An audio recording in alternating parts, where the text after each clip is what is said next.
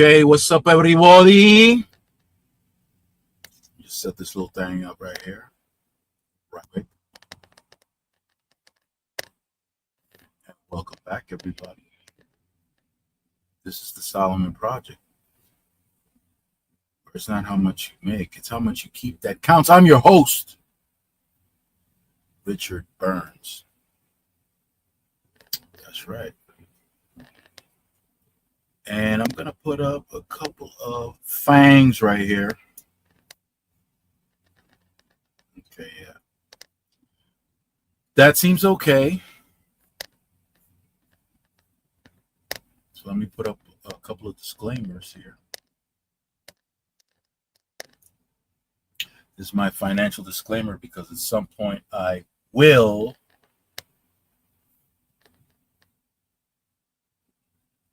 be bringing up finances.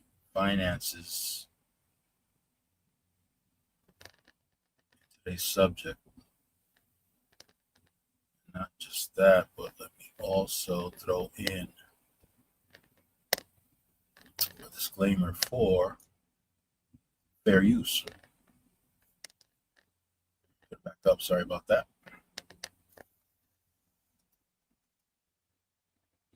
So I may be providing some images or whatever, but it's for educational purposes. So let's not get crazy over here. YouTube, please. Banner back up. See if we can put it two at a time.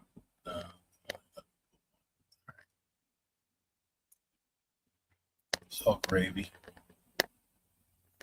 It's all good.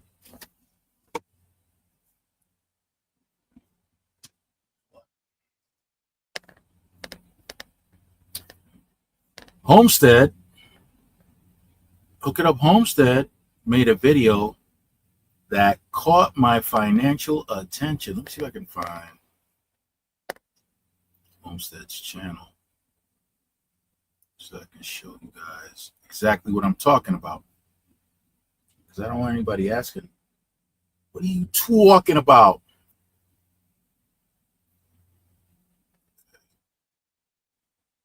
Let me just find it right here.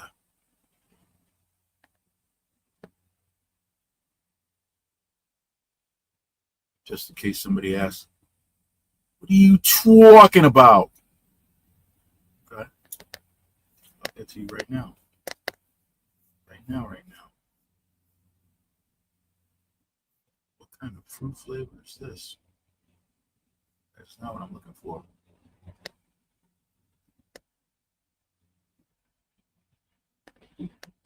Let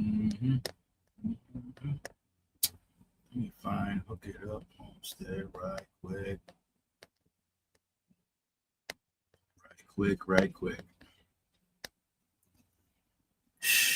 Here we go.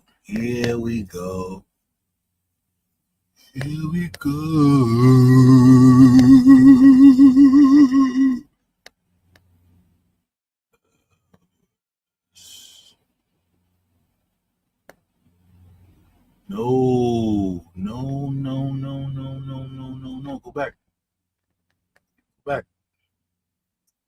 Go back, brother. Yo, brother. Go back. Okay, so right here, let me post it up right here. Present this for you. Okay. Because this video right here, and I'm sorry, but I'm going to have to cut off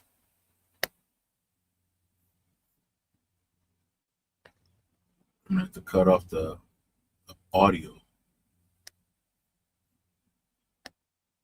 Mute that sucker. Come on now. What the heck? There it is. I have to mute that sucker. So,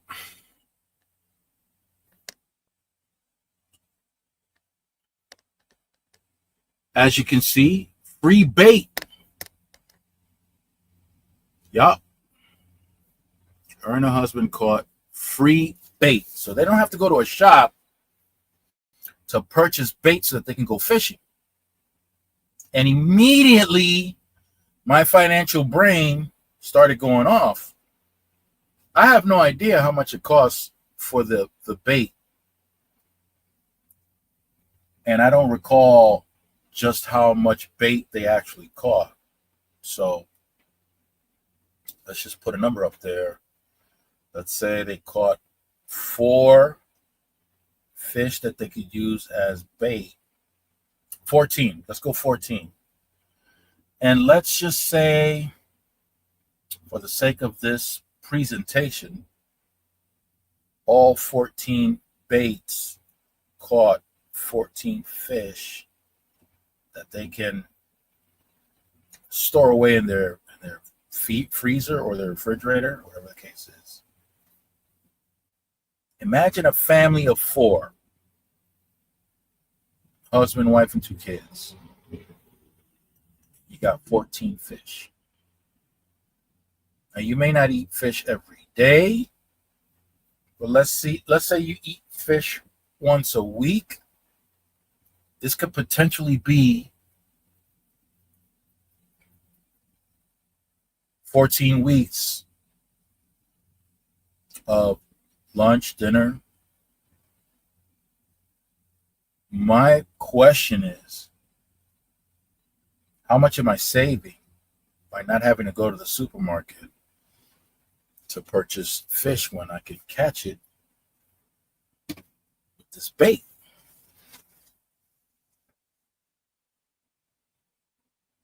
Because I'm not spending it on the supermarket, I would take this savings and I would transfer that savings right into my investment account and invest that savings, preferably into a stock that yields a dividend. And therefore, I'll be the one getting paid.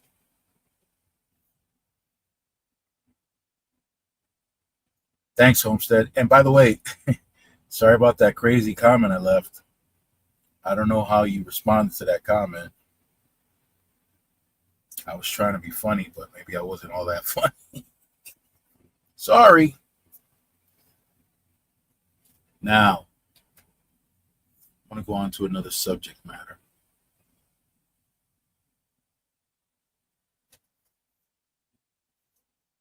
Look,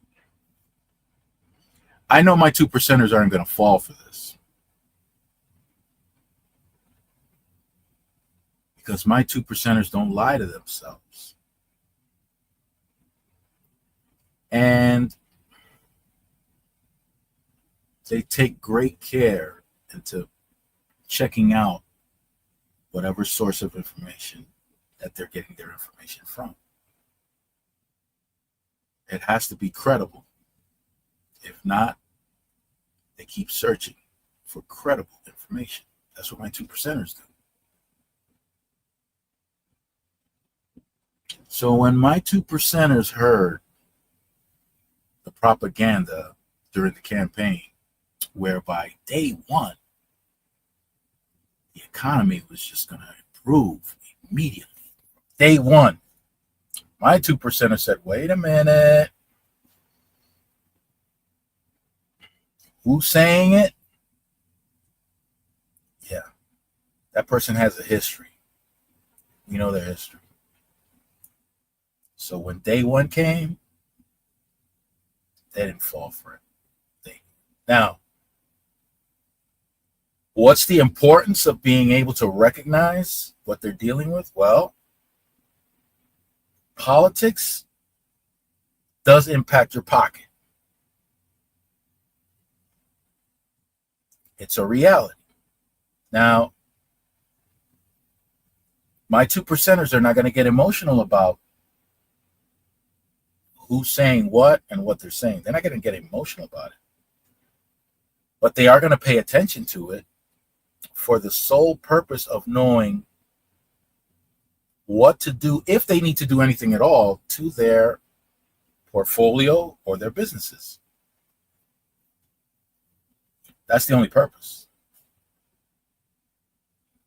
It ain't about getting emotionally wrapped up in anything, because, as I've always said on this channel, You have to check your emotions. If you're going to become an investor or a business owner, you have to check your emotions. You cannot be, what's the best term? You cannot be guided and be emotionally charged. It's not a good formula. So when the president is questioned about this new reveal, and the new reveal was that, well, the economy, because they asked about recession and there wasn't a resounding no to recession. So my 2%ers are paying attention, saying, wait a minute. You're expressing something now that's almost the complete opposite of what you were saying during the campaign. So, what does that mean? Again, we're not getting wrapped up in emotions. We're not worried about who to hate, who not to hate, who to blame. We're not playing the blame game. We're observing, paying attention. We have to see what it is that we need to do to potentially protect our portfolio from a big loss, or maybe to shift things around. That's it. That's all we need to know.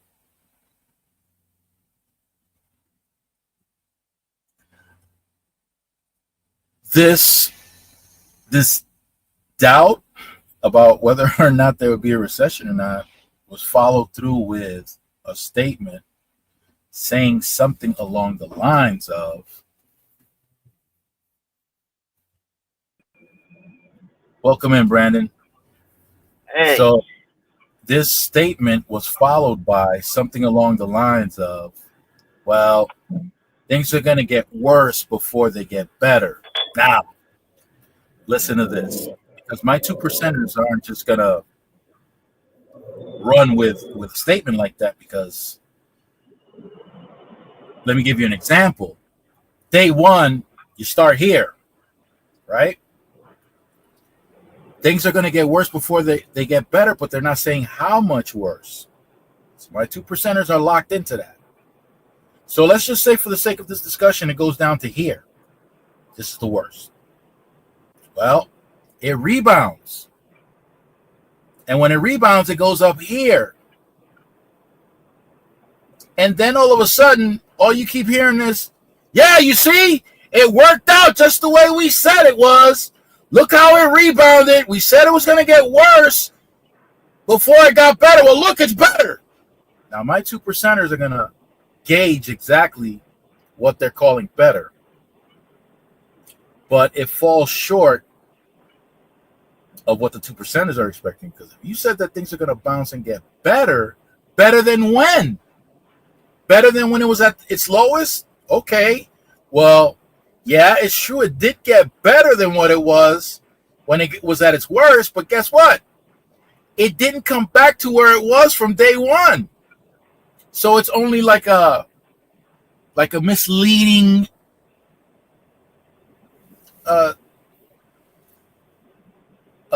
phrase. So my 2%ers are not just going to fall for that. If you say it's going to get worse before it gets better, we want to know better than what. And when you say it's going to get worse than what, we need to know that. Because if we're gonna protect our investments, we need to know those details, and those details are not being provided. What's going on, Brandon? Not much. I'm just driving home from work. I saw you were on. Yeah. What's the discussion tonight? Well, I brought up a video that Hook It Up Homestead put up today that caught my attention. It tweaked my financial attention, because in that video she demonstrates the number of bait that her and her husband caught in order to go fishing. So my financial mind just went crazy when I heard that, because now if you're saving money, for me, that money that she's saving, that's more money that I can put into my investment account. Yeah. And let that generate money. So instead of paying for whatever amount of fish at a supermarket, well, I'm going to put it in my portfolio and let it generate more money for me. Gotcha. So I liked that it did just that. being thrifty. Yeah, just being thrifty in general is what you're saying. Well, yeah, but check this out though. Well, you can't see because you're driving, but if you're at okay, let's say you're at level 100, and being thrifty brings you down to level 70 rather. So you're at level 70 because that's what you're spending now. You're spending 70 as opposed to 100, so you're saving 30. Mm-hmm. But what do you do with that 30? Do you go spend it? A lot of people go spend it. I wouldn't go spend it. I would invest it. And then that $30 savings turns out to be $1,200 within a certain period of time.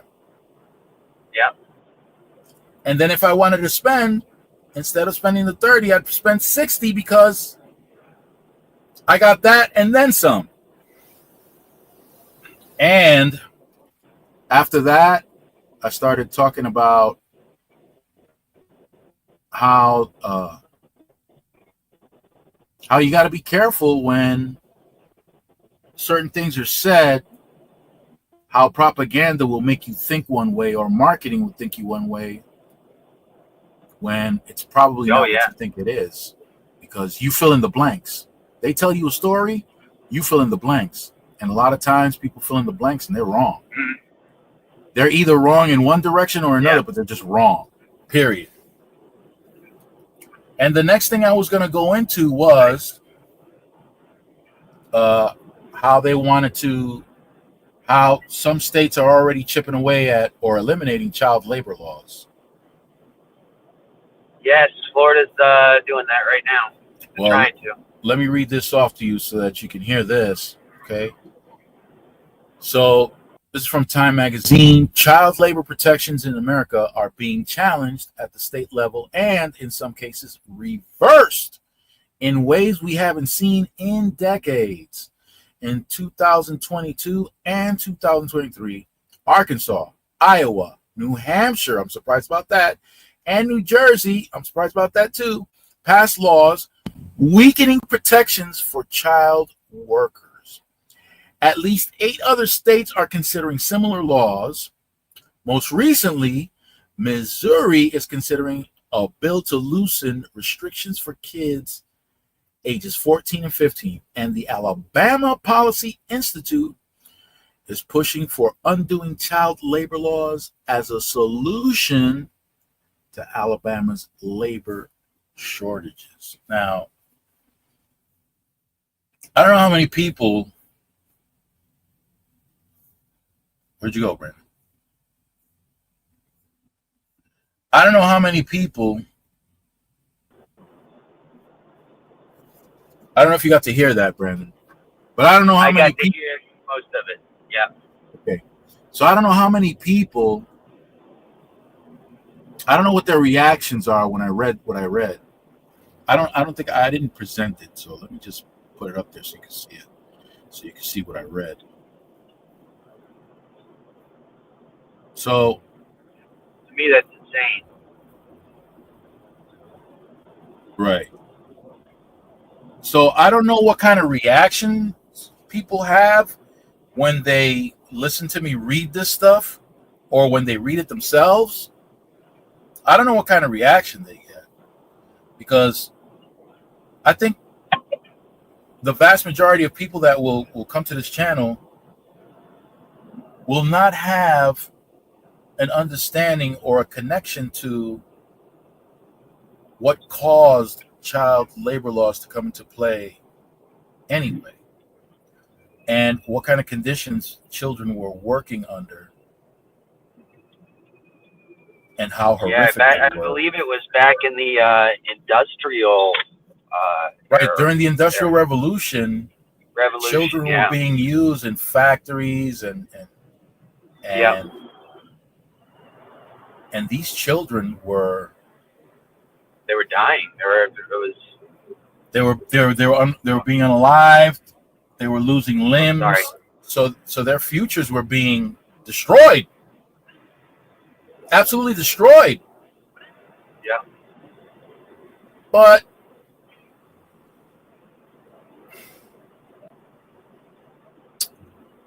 you would think that these companies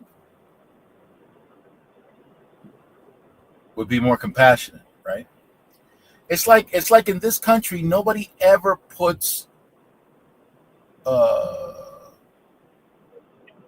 the blame. Maybe should I say the blame, or they don't ever hold. They don't like holding corporations to account. Accountability.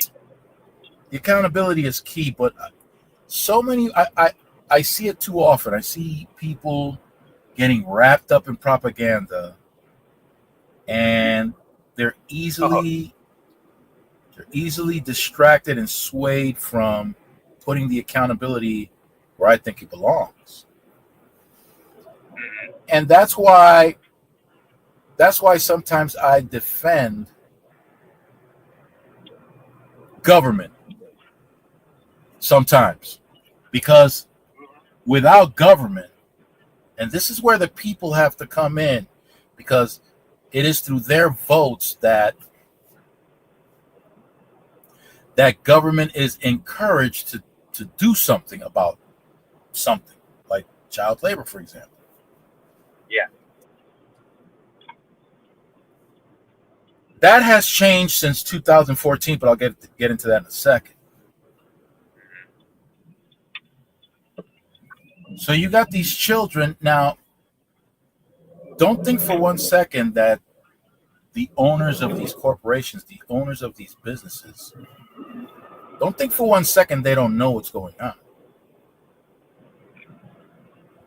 Don't think for one second that they're so concerned about these children's welfare that they'll all just voluntarily stop. No, it took the government to create To intervene. laws to intervene and stop them. So when you start thinking about exercising your rights, I don't think you should ever forget the fact that corporations will just do whatever for that profit. For that money, they'll do whatever. Yeah. Look at They're the not. look at the pharmaceutical company. Absolutely, 100%. So the opiates. They knew what they were Absolutely. doing. That's why they lost their lawsuit, is because they knowingly did what they did. They didn't care. Sure.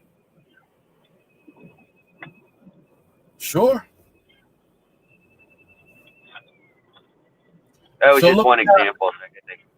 So yeah, so it's all about that profit. They don't care. They don't care. Now, who puts up the most money to contribute toward campaigns, political campaigns? Political campaigns, yeah. Corporations, of course. Here, I'm gonna share There this. used to be more limits on it, but they've snuck in several laws over the last 2 years that are allowing them to make more and more contributions. They used to not be allowed. They'd be cut off at a certain amount. Right. I don't So know I'm what gonna read this. I'm gonna read this for you, for everybody else. Okay. After learning he was unable to give $1,776 to as many candidates as he liked in 2012, Alabama businessman and budding mega donor Sean McCutcheon, along with along with the Republican National Committee, challenged the legal biennial limit of 123,000 back in 2013 on the total amount of money an individual could contribute to all candidates, PACs, PACs, and parties combined.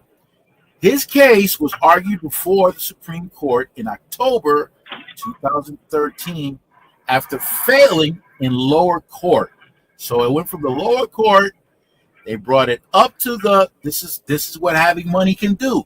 So they brought it from the lower court up to the Supreme Court, and in April, the court sided with McCutcheon and the RNC, the Republican National Committee, eliminating the overall limit. So this was something that happened with the Republicans and this businessman McCutcheon, eliminating the overall limit. Close to 650 people hit the contribution cap in the 2012 elections. With the cap gone, more people are expected to spend more money on contributions. The court's reasoning was that the limits did little to prevent corruption or the appearance of corruption, while significantly restricting participation in the democratic process, and thus were invalid under the First Amendment. Which is absolute nonsense, but that was the decision.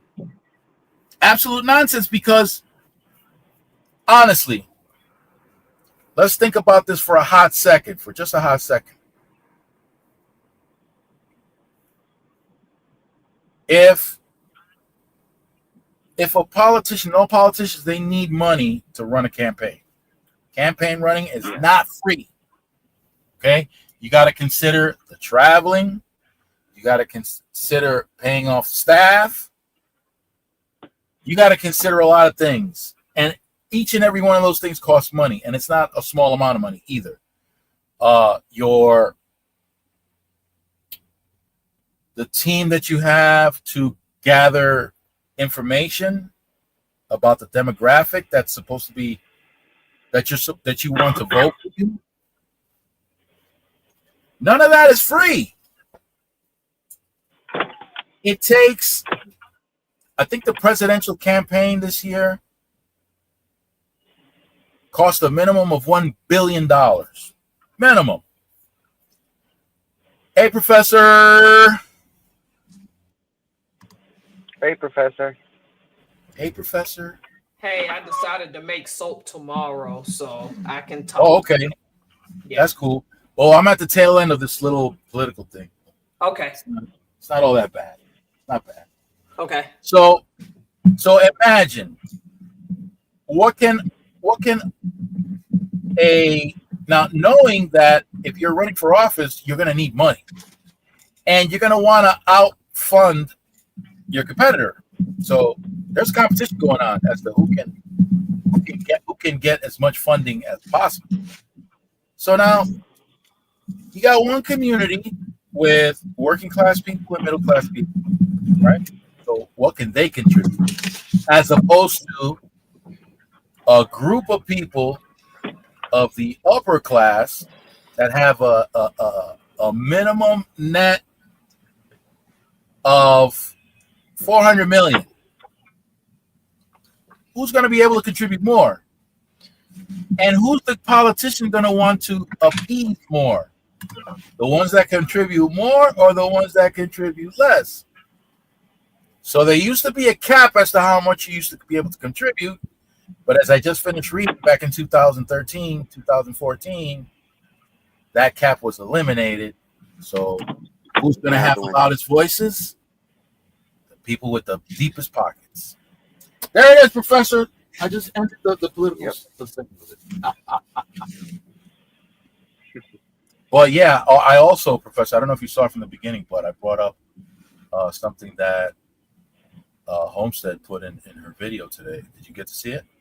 No, I was making a video that's going to show up on my channel tomorrow about the earthquakes in Thailand and Myanmar, because no one's talking about that. I saw that 7.7 on the Richter. Because see, Americans Yeah, want to sell this ideal that Thailand is the land of milk and honey outside the United States. And for the record, I don't care. What? Who's saying that?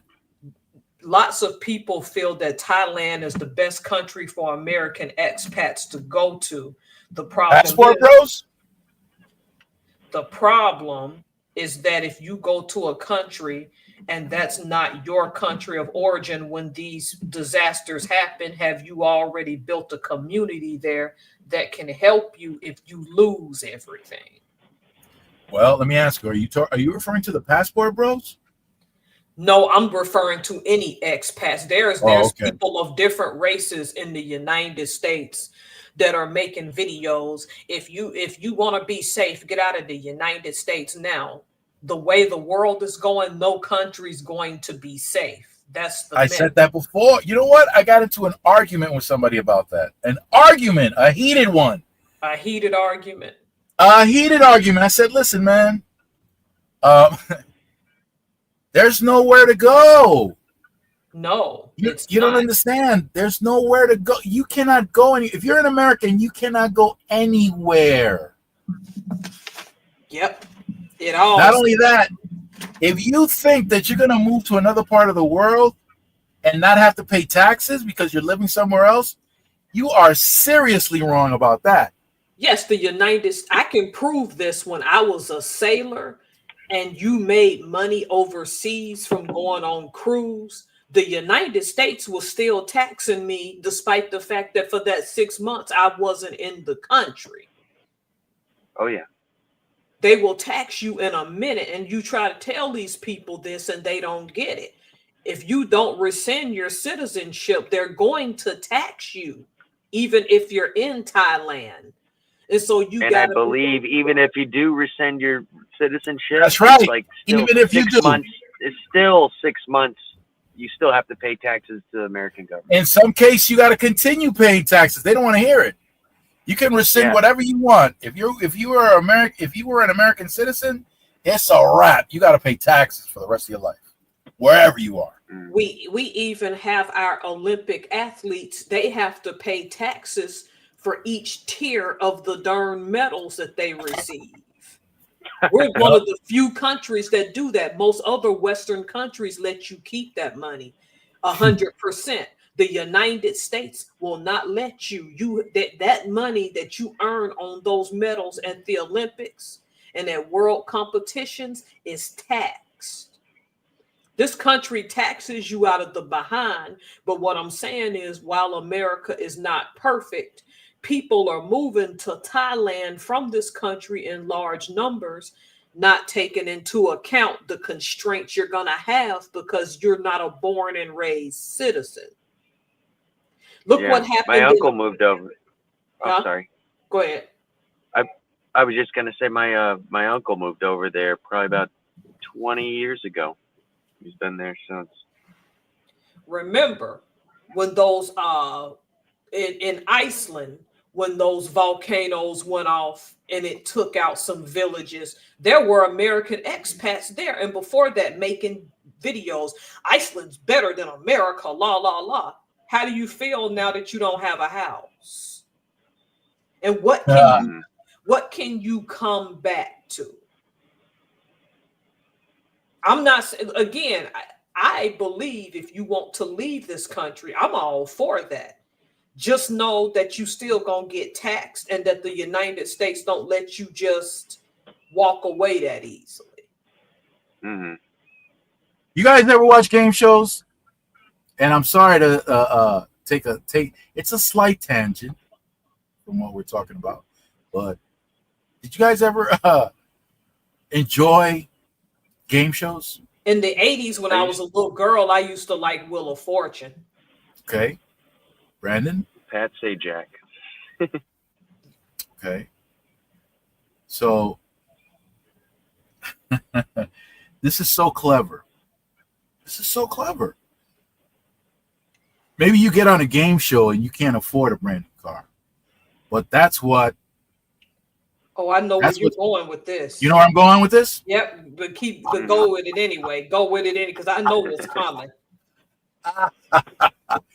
So Maybe you can't afford a brand new car. Maybe you can't afford a brand new Mercedes. But guess what? You're on the game show. And it's up for grabs if you win it. What does the average person who watches the game show think when somebody wins that prize? What do they think? The average I'll tell person with no sense thinks that that person just hit the lottery. But if you have good sense, you know that luxury tax is coming. The taxes, the insurance, The insurance, yep. the registration, Yep. the taxes. Hello? Remember when That's Oprah gave away those cars and everybody was so happy? Then after her show, they complained. I'm like, common sense would have told y'all that you were going to have to pay for your own insurance and taxes and luxury tax on that car. Y'all just now figured that out. So we had to sell the car because Oprah didn't tell us she's not your mother.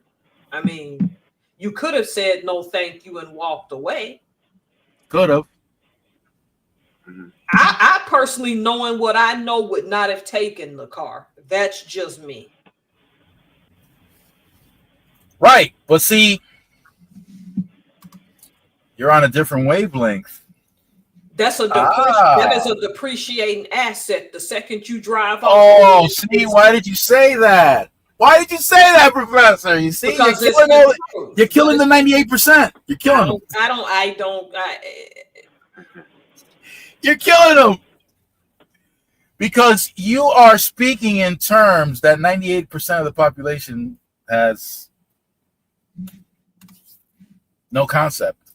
None. I listened to somebody named David Williams out of Florida, and he was just saying that people like me don't think like average people, and he's right.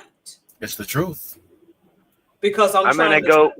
I just got home, so I'm gonna go inside. I'm gonna leave, and then I'll reconnect. Okay. Okay. All right. I'll see you guys in a minute. All right. All right. Yeah, Professor. See that way of thinking. That's the 2% way, by the way. Look, everybody, 2%. When I talk about the 2%ers, I'm not talking about where you are along the social financial ladder. That's not what I'm talking about. It's the mindset, 2% mindset. Just like what the professor just finished explaining. Okay, that's a 2% mindset. It's the same thing off a tangent on jobs. Like my current job, I drive them nuts because they give out these special pieces of paper where you can go and get a prize for doing a good job.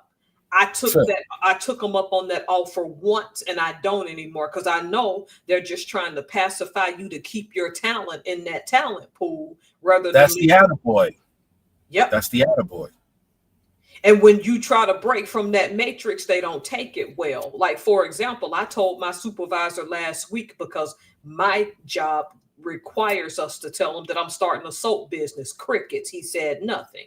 I'm like, I looked up the Navy directive. All I had to really do is tell our legal, which I already have. Legal told me that I had to tell you. So guess what? I'm going to start that soap business, whether you want me to or not. Not asking your permission. I'm just telling you.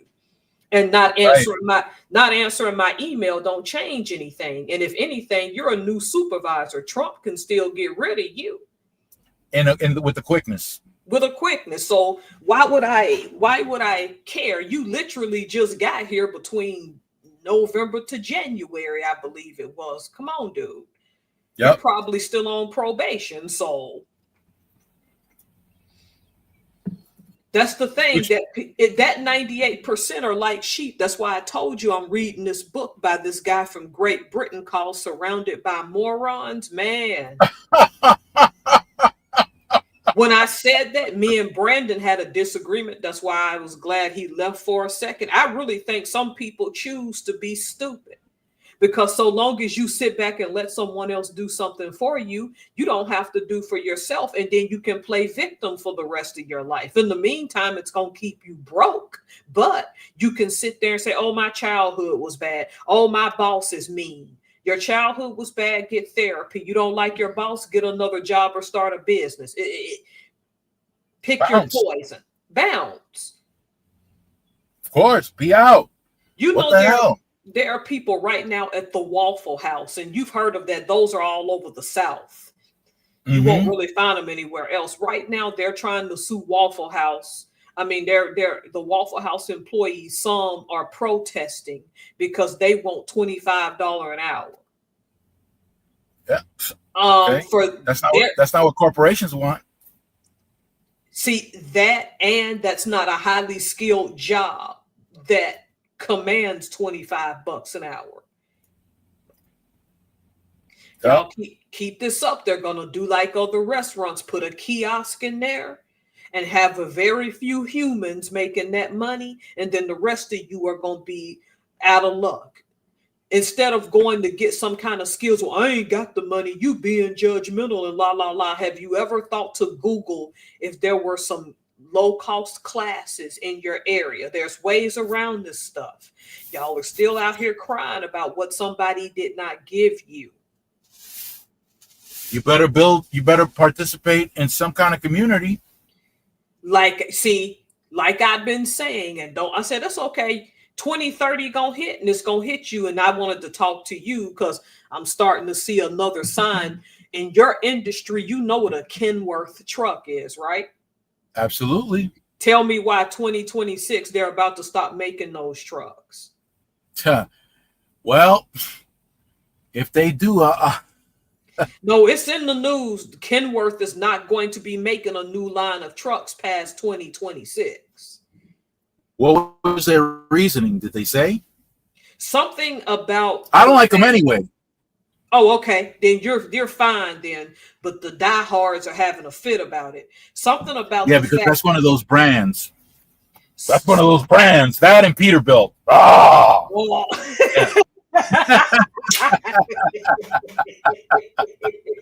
Yeah. Yeah. Something about because that industry is about to automate trucks anyway. They're trying. I don't know how successful they're going to be at it, but they're definitely, of course they're trying. Why wouldn't they try that? Because that's you're lowering labor costs. But the thing about it is they're trying at a time that by the time you leave that industry, you may already be a multimillionaire living in New York and removed from it. Yeah, I will be removed from it. These new guys coming up thinking I'm going to get in trucking and it's going to be easy. No, it ain't easy right now.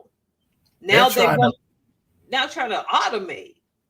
That's all I have to say. Before it even automates, there's something that's terrifying right now. It's called, let me see if I get this right. Them cameras in the trucks. No, it's something far worse than that. Really? It's called dynamic freight brokering. What is that? Dynamic. Oh, let me tell you. Oh, I want to know. This is the process before dynamic freight brokering. You got the shipper. They got the goods. They want to ship. So they're far too busy. They're focused on manufacturing whatever they got or warehousing whatever they got and the whole logistical thing behind what they do. And they'd rather have an independent party, the broker, go ahead and find carriers that will take the goods and transport them to wherever they got to go.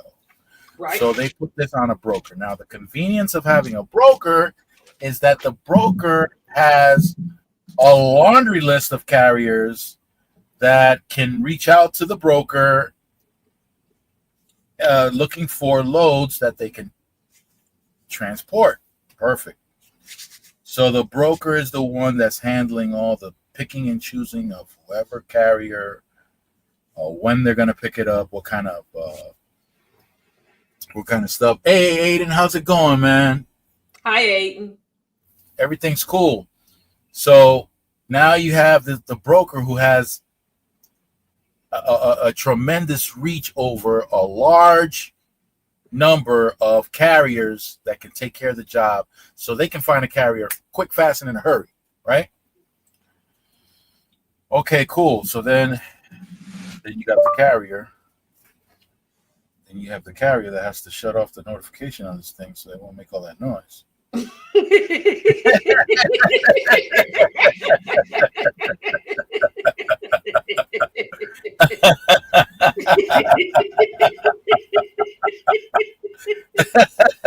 You funny. So then, you know, okay. So what happens? The shipper already has an idea as to when something is going to be completed, with something they're manufacturing and everything. All the machinery is working. The maintenance is done on the machinery. Everything is flowing. The product is being made, or the product has been delivered to the warehouse to be redistributed to wherever they got to go. And they have an understanding as to the timeline. So they call the broker, let them know, hey, this is going to be available for pickup 2 days from now by X amount of time, more or less. And so they post this information up, and the carriers start bidding for this load. Right. And this is what usually happens in what's called the spot market, SPOT. Okay, spot market, because the big carriers, they already have contracted transportation for some of these companies. So instead of having to put it on the broker, they already have a direct connection with the carrier, which, okay, we're going to forget about that. But now you got stuff that's going on to the spot market because for some reason, maybe at a particular moment in time, something wasn't ready, or something's ready beforehand and they need to get rid of it quick, or whatever the case is, because of the amount of space that's limited in wherever they are. Fine. Off to the spot market it goes. The broker posts it on the board. Carriers go looking on the board, and they start negotiating with the broker over that load to see who can actually pick up the load, who's willing to take it for whatever price it is. Boom. Now, dynamic freight brokering. Here we go. Right. Now, there's a computerized system that takes into consideration everything about the whole transportation process. Everything.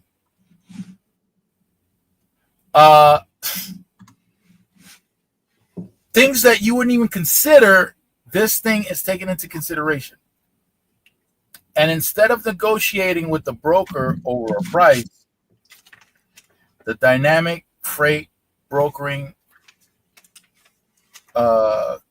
computerized system already determines a price. So there's no negotiating. And it usually favors the shipper, not the carrier. So, what's the product? How much does it weigh? What is the road it'll be taking? What's the average miles that every carrier drives? Okay. Now keep in mind, some carriers have their trucks governed to maybe 62 miles an hour, but you have some independent carriers that don't have their trucks governed, that can do 80 miles, but the mega carriers have them governed at 62. But this dynamic freight brokering system takes that into account, knows how many trucks there are available, which ones are governed, which ones aren't, which one has an average speed of this, which one has an average speed of that, what kind of maintenance schedules they're keeping, how often tires have to be replaced, how many times they have to stop for. I mean, this thing is outrageous. The amount of data this thing collects is outrageous. Wow. And with this, it comes out with a mean figure. So that I suspect that Amazon uses dynamic freight brokering because it doesn't matter if a load is going for $2.12 a mile. That's it. That same amount of miles you might be able to get with someone who doesn't use dynamic freight brokering for $2.80 a mile. But with the dynamic freight brokering, it's set. That's it. $2.12 a mile, and that is it. There's no negotiating. Take it or leave it. We'll find somebody who will. And here comes, and when that situation occurs, right, your video pops up in my mind immediately. The good money and the bad money. So you have carriers, you have independent owner operators stepping on their own toes because they're so thirsty that they're willing to take the bad money and forget about the next person. wow. Yeah, that happens so often in this industry. It's unbelievable. There's been a race to the bottom for the past 4 years. A race to the bottom. That's why the rates are so low. You've got people that don't have an understanding of how to operate a business. This is their first opportunity to actually engage with their own business because the entry level, financial entry level is relatively low. If you have enough to put a down payment on a truck, you can get yourself under somebody else's authority and you have your own business and you're on your way. But these people low barrier of entry. So, you can if you don't understand how to calculate your operational costs and generate a profit and what kind of profit you need to generate so that you can sustain your business over a long term, you're going to be making one backhaul after another. One backhaul. When you say backhaul, what does a backhaul mean? Yeah. A backhaul? Yeah. Yeah. Backhauls are I can only remember it being for local transportation. In other words, you're delivering food to a series of supermarkets. Mm-hmm. But there's a load out somewhere that has to be brought to the warehouse, but for some reason the load wasn't able to make it. Okay, so I was operating out of Connecticut, and I would deliver to Long Island, Jersey, New York. But there was a load somewhere in Jersey that couldn't make it up to my warehouse. So they would ask me to go pick it up after I was empty. So that would be a backhaul.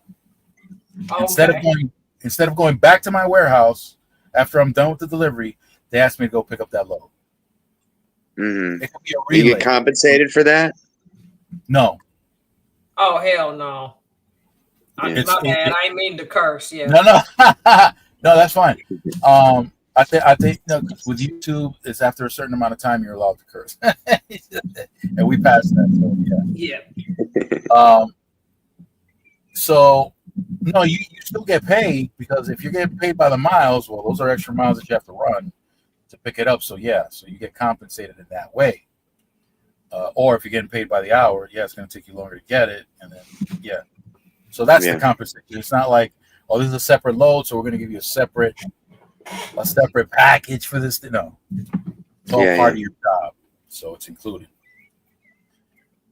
So that would be a backhaul. So it could be a relay from one warehouse further away from your warehouse that can only make it so far because there's a limitation in time that a driver can.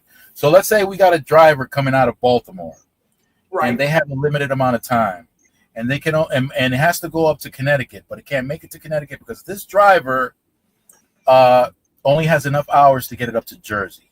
So because I just finished doing a delivery in New York, I go and pick up that load and finish Finish taking his it. run. That would be a backhaul. Okay. Okay. Yeah. They just screw y'all in that industry. Good freaking night. It's incredible how well the past 4 years. This has probably been the worst we've ever been screwed. This past 4 years, the worst. I can After believe COVID, it. after COVID, see, this is what happened when COVID hit, and there was a rush to store things in the warehouse. So anything coming off of ships or wherever, there was a big need for as many trucks as possible. And then once everything started getting normalized, now we needed a big number of trucks to start delivering to these stores or to these other warehouses that were all tapped out. They sold or they transported whatever they needed to transport to the stores until their aisles were bare. And then once everything was normalized, there was a rush to go filling up these warehouses all over again. There was a rush to getting out what was manufactured out there again. So the demand for trucks increased. Then people started bragging on YouTube about how much they were making with each load, this, that, the third. All of a sudden, you get all these people buying trucks, driving the price of the trucks up, driving the price of the trailers up because the demand went up. And then all of a sudden, after all the hoopla was over, all of a sudden the demand for these drivers went down. The rates went down right along with them. There was still an excess amount of trucks and trailers out there. Right. And suddenly these people weren't able to meet their obligations with their truck payments. The price of fuel shot up, and it was Nightmare on Elm Street for all these guys. And we've never really recovered after that. Oh, wow. Rates are still. The cost of fuel went down. Like in Pennsylvania, for example, it was almost as high as buying diesel in California. California was the highest, like $8-9 a gallon. Pennsylvania was just behind that. They were like at $7-8 a gallon, and they're still amongst the highest as far as fuel costs. But it has gone down. Pennsylvania and where else? And California. Okay. So it has come down substantially from there, but so have the rates. So what's the point? You're not making as much now, so the fact that the fuel cost is going down really hasn't made a dent for a lot of guys. And now talking about, and I'm sorry to say, listen, if there are any truckers listening, I gotta say that you're not very smart if you're one of those people that like those flat nose Kenworths and those Peterbilts, because those are the classic bodies for the trucks. Those flat nose, they got these long noses and they're flat nose, and they are terrible on fuel. Terrible. And so those people who own those trucks, they're paying a much higher fuel cost than the people who own aerodynamic trucks. But they don't care because they want to look cool. You got to look like a cool trucker, like a man's man. Yeah, okay. And what winds up happening? What? Yeah, Aiden from Greece. I haven't forgotten where you were from, Aiden. Sorry about that. I'm responding now. But Hi, Aiden. But there's an example. I mean, some people just don't use their brain all that good. They're wrapped up. They're on that I mean, listen, if you got money like that, which these guys don't, but if you got money like that and you want to look cool and spend that extra money on cool, then hey, more power to you. But again, like I keep telling people, don't lie to yourself. You want to lie to everybody else, go right ahead. But don't lie to yourself because you're gonna hurt yourself. You're gonna hurt yourself. Pretty much. You're gonna hurt yourself. Let it go. Dedicate, if you want to, dedicate 5 years of your life sacrificing. I know. Listen, I know that is a real ugly term for a lot of people. Not the sacrifice word. Please don't say that. It hurts me so bad. When somebody asks me to make a sacrifice for 5 years, oh my God, steam starts coming off my skin like I'm a vampire and somebody threw holy water on me. Come on. 5 years. Yeah, 5 years. A little, and it's not like a major sacrifice either. Then you could go back to normal, and then guess what? I mean, you're not even going to feel it anymore. But that's what people do. And then people also have this terrible habit of following the crowd. Oh yeah, that's in my book I'm reading right now. I usually go in the opposite direction. Anytime everybody's doing the exact same thing, that's suspicious to me. Following the crowd will make you participate in driving prices up. Mm-hmm. Yep. Following the crowd. You know who talks about following the crowd too? Your friend and mine, Warren Buffett. Warren Buffett talks about that. Well, doesn't the crowd follow him? That's what I was thinking. That's exactly what I was thinking. They don't. They don't follow him. The crowd? No. Well, I know you can. When I had the Robinhood app, one of the options was to mimic Warren Buffett. That was an option to sink all your money, and then they just do all that. So Berkshire Hathaway. Yeah, he owns Berkshire Hathaway. You can do that. But how many people actually do that? I'll tell you what most people do. Most people listen to someone on YouTube that does a whole razzle dazzle routine, spitting out the all Lamborghini parked in front of a mansion.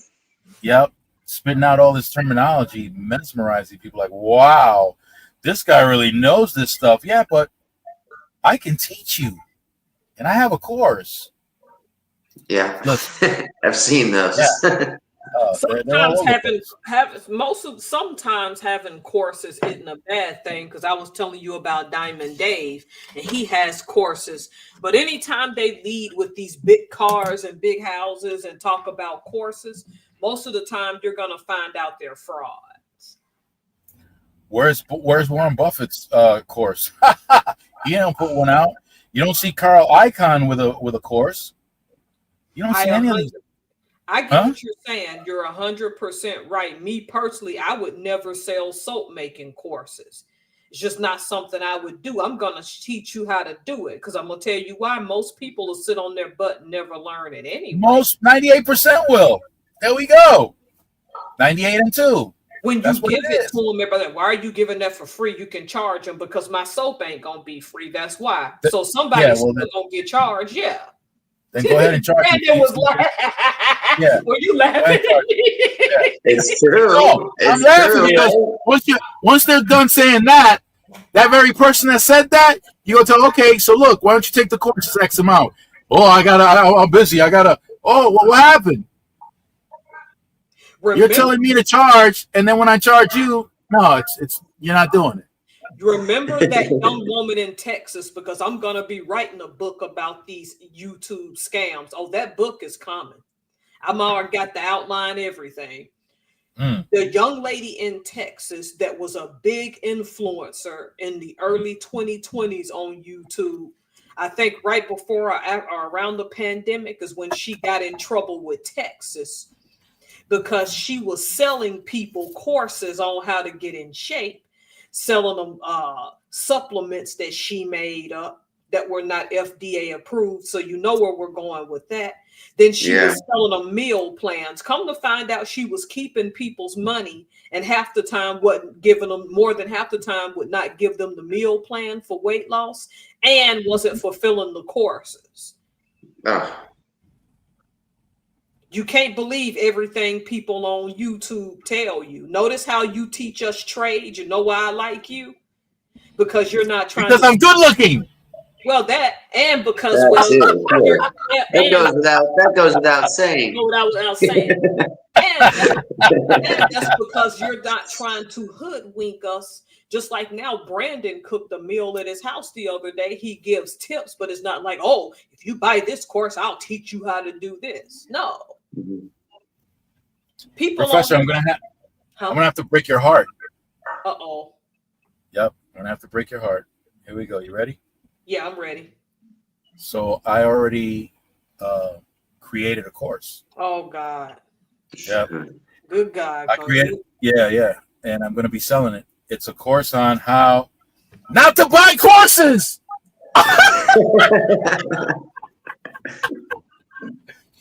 Not to get up. No, but you're right. There are some courses that are worth getting involved in. There are. Very few, though. Exactly. There are few. And when it comes to finance, when it comes to trading and investing, it's very, very difficult to come across a course that will actually teach you the correct way. This is why I'm very, very cautious of Graham Stephan, and it's no knock to him, but he makes that. Graham was featured in one of CoffeeZilla's things. You know who CoffeeZilla is, don't you, Brandon? Absolutely. No, I don't. CoffeeZilla. Enlighten me. Okay, CoffeeZilla and another guy named Spencer Cornelia on YouTube are notorious for going and busting people for selling courses and lying to other YouTubers. Okay. They've been sued multiple times to no success to the YouTubers that they've sued because YouTube notoriously accusing them of slander or whatnot. Oh yeah. Right. Okay, Despite gotcha. the fact that some of them know they were running Ponzi schemes. Uh-huh. If I'm teaching you how to soap, I'll just teach you how to do it. I'm not trying to get no money out of no one to teach you. Now, if you want to buy my soap, oh, you're going to pay for that. But I'm not. Well, one thing, if you don't mind me interjecting on that, Miss Helms, is one thing is there's a lot of community projects. I remember one of your last videos was talking about community stuff like that. But you could teach courses in local schools, stuff like that. Like I remember my daughter's middle school at nights, they would have adult courses and stuff like that. Everything from learning Spanish, learning English, learning how to cook, learning, I mean, different things like that, which you could do. And I mean, there's like, it's a small fee. I think it was like $30 or something like that. But I mean, I guess it depended on what it cost you for supplies and stuff. That's But if you're interested in doing it, I would look into that, Miss Helms.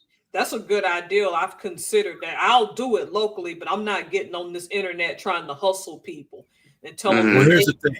Huh? Here's what. Sorry. No. Here's the thing with the teaching, right? With regards to the stock market,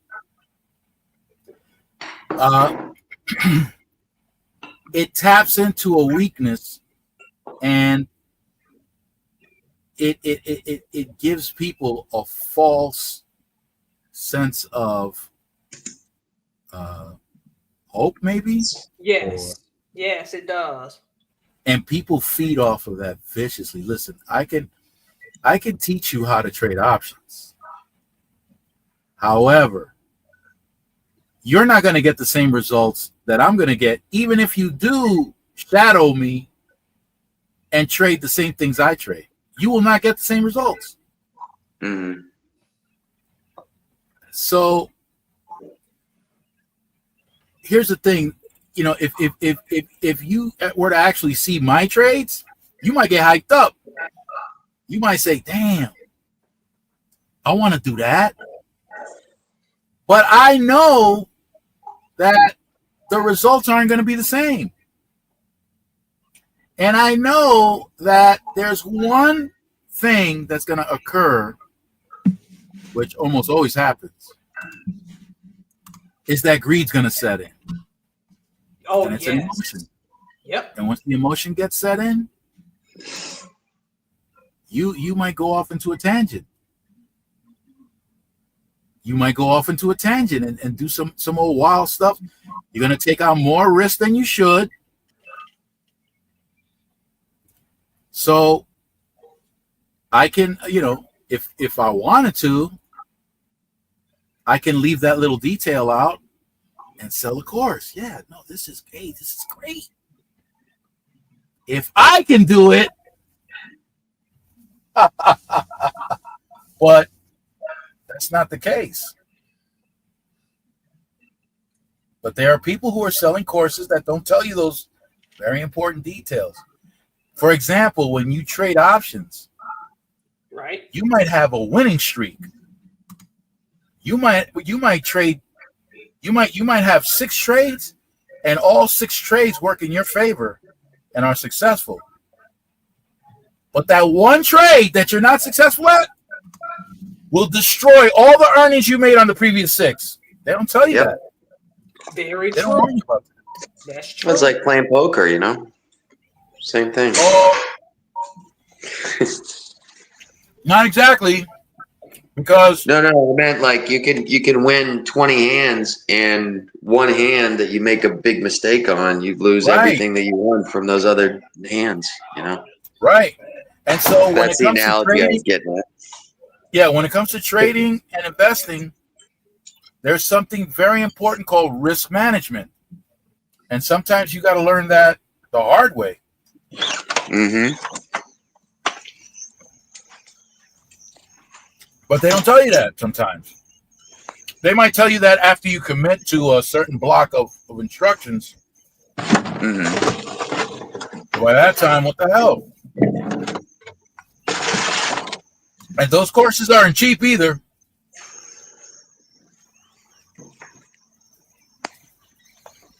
Those courses are not cheap. And I've taught a lot of people for free. Mm-hmm. Yep. See, that's why I like you and Brandon, though. Because even with Brandon, he's smart. Because as good as he can cook, if stuff hit the fan, he could just go into people's homes and make them meals. Or Yep. just go to public places and put together. That skill will never go away. There will always be people that will want food catered events. Oh yeah, I've never had a problem finding a job in my life. But And it was yeah, it's funny that you say that, because there was a kid, 18-year-old kid, working with me. He's one of my good friends now, and he actually lives in Colorado, close by you. And he started working on the line. He was 18. I was like 25 or so. And he said, I'm just working here because my uncle's making me work here and this and that. And I just looked at him and I said, hey, let me tell you something right now. You learn what I teach you. And if your rock star career doesn't work out, I said, no matter what, you will never have a problem finding a job. And he took it to heart, and he learned what I had to teach him. You know what he's doing now? what? Cooking pizzas in Colorado. Yeah. Wow. Because that's that industry. There's a lady that I watch that's British and she works in the Caribbean. She's a private chef on a yacht. And Okay. And some, I can't think of her name. I only see her small YouTube shorts. And man, the stuff she can make is fantastic. She has to do breakfast, lunch, and dinner. Then she also has to keep the yacht clean. You know she making some money. Yeah. Oh, yeah. Yes, you pretty much don't have a life though. I had a friend that did that for a while. And it's good, but they had kids and he was responsible for making, meals and stuff and the purchases when they went to shore. That He was too. working the entire time, Yep, you are. That's the So- only thing about it. You, even as a cook, have to be able to take them on shore excursions sometimes. It's like it doesn't stop. Yeah. I wouldn't want that job. It's just the yacht charter she works with.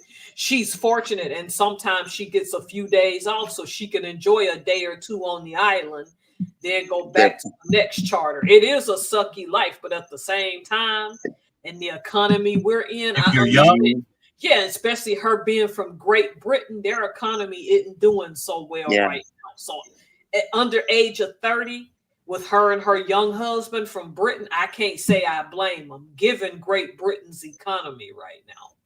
they're hurting. Yep, desperate times call for desperate measures. And I don't know that it's desperate because her and her husband look like they're having a good time. Mhm. I'm like Brandon, though. I personally wouldn't want to do that and not have a life. If I would prefer to do what you do and have an own shore catering. That way, if you occasionally want things, we can negotiate something. Yeah. Yeah, you're the reason I'm trying to learn to make rye bread. I'm trying to find a recipe that doesn't go into a bread machine because I'm not gonna buy a whole bread machine to make bread. I'm not doing it. No. Now, if you buy a bread machine, you'll use it for 3 months and never use it again.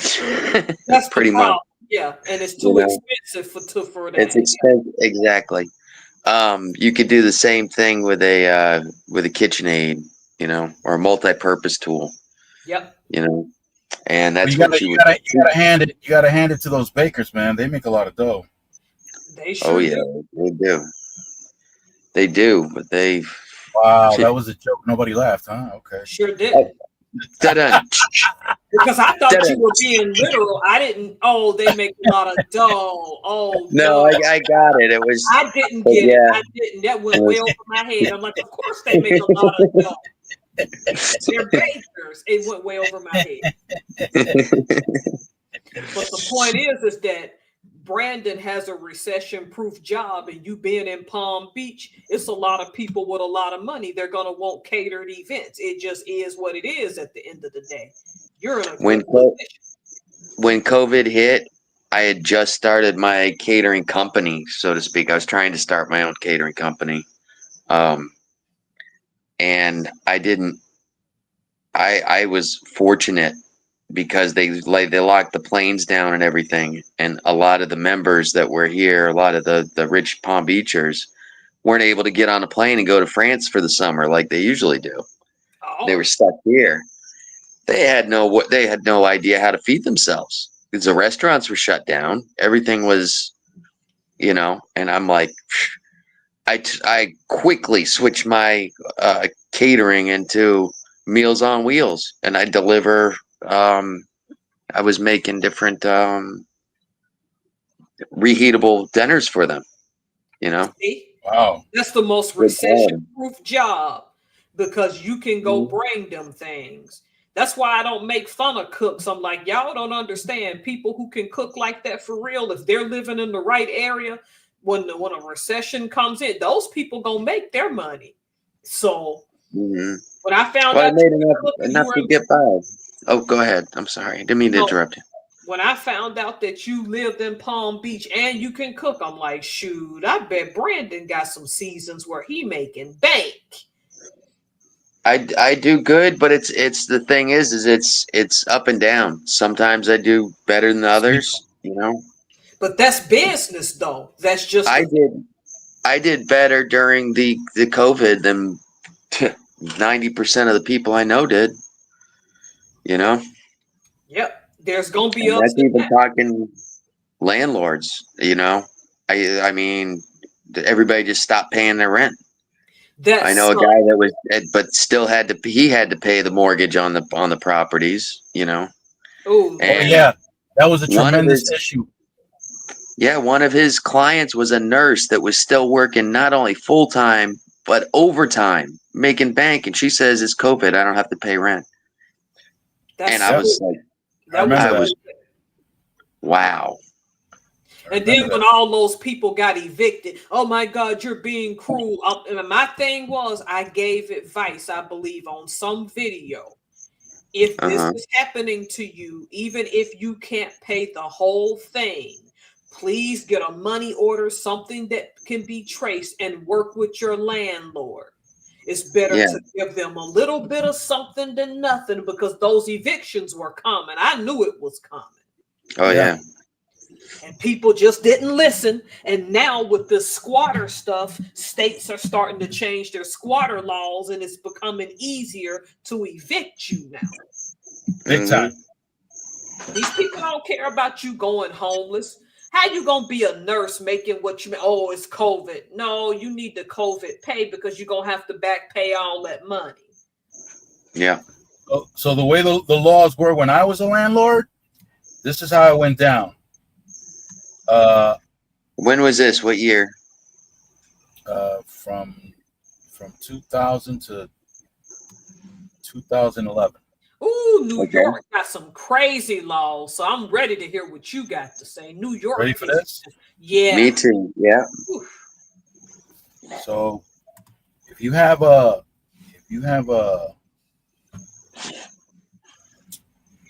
tenant that, let's say, they invite over a cousin or whatever the case is, you're noticing that your water bill is going up.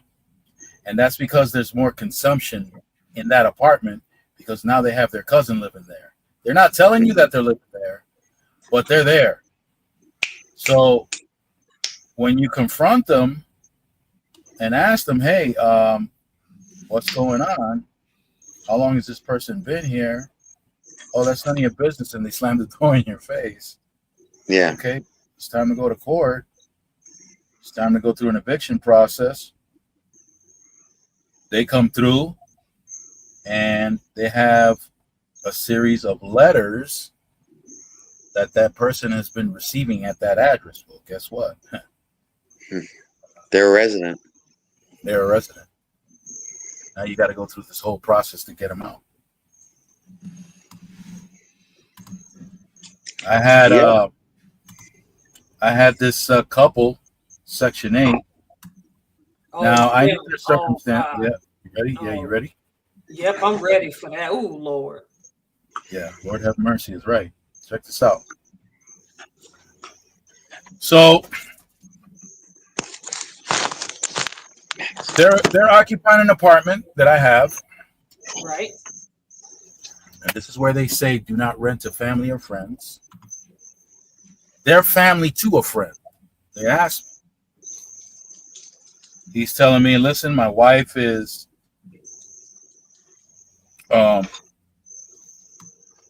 feeling cramped. This is her sister and her husband and her 2 kids. But my wife is feeling cramped. Do you have an apartment available so that they can move in? They're Section 8 and they you'll get your money. So of course, Section 8 is one of those things that people are thinking that it's a great thing and they're attracted to it because it's, the government part comes through when it's supposed to. Right. And but because like it's three quarters of it. Yeah, or even more sometimes.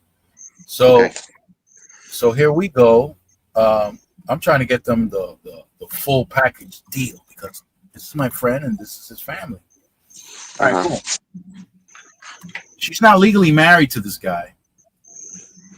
But of course, that's part of the games that people play, whatever. This guy, I got a pair of dogs on the property. Uh-oh. Yeah, he calls, he sets them loose. The guy sets them loose. Now remember, I hooked them up, all right? So the the heating is included in the rent. That way, that the amount of money I receive is greater from the government because now they're including heating, the heating, the electrical. It's all included. So here we go. He opens my kennels and let my dogs loose. I get a phone call from animal control. Oh, wow. You got these dogs loose out here. And I'm wondering what the hell he's talking about. Does it again. I had to sell my dogs. Turns out that all this shit started because he approached me and said, "Hey, listen, I take the garbage out from the back to the front so that the city can collect it once a week. So you should discount every time $50 every time I do that." I'm looking at him. Oh, well, no, he didn't. Oh, wow. Yeah, I'm looking at this guy like, wow. All right. That's not gonna happen, dude. That's part of your responsibility as a tenant. So then things started, things started getting worse. So he started. And this is a friend of I'm sorry. This is a friend of a family member of a friend. Family member of a friend, right? Okay, So, gotcha. Needless to say, our relationship went to hell because there's so many things that he knew about his sister-in-law and her husband. They had been evicted several times because of crazy shit that they've done where they used to live before, and I didn't know that. He didn't tell me that either. Oh. Yeah. So this guy is escalating shit. He's got one of these little pools that you buy at Walmart for your kids and shit. Yeah, kiddie pools. He's filling it and draining it every day. And he's got cars showing up on the property and he's washing their cars and leaving the water running. Mm-hmm. So my water bill came in to the thousands.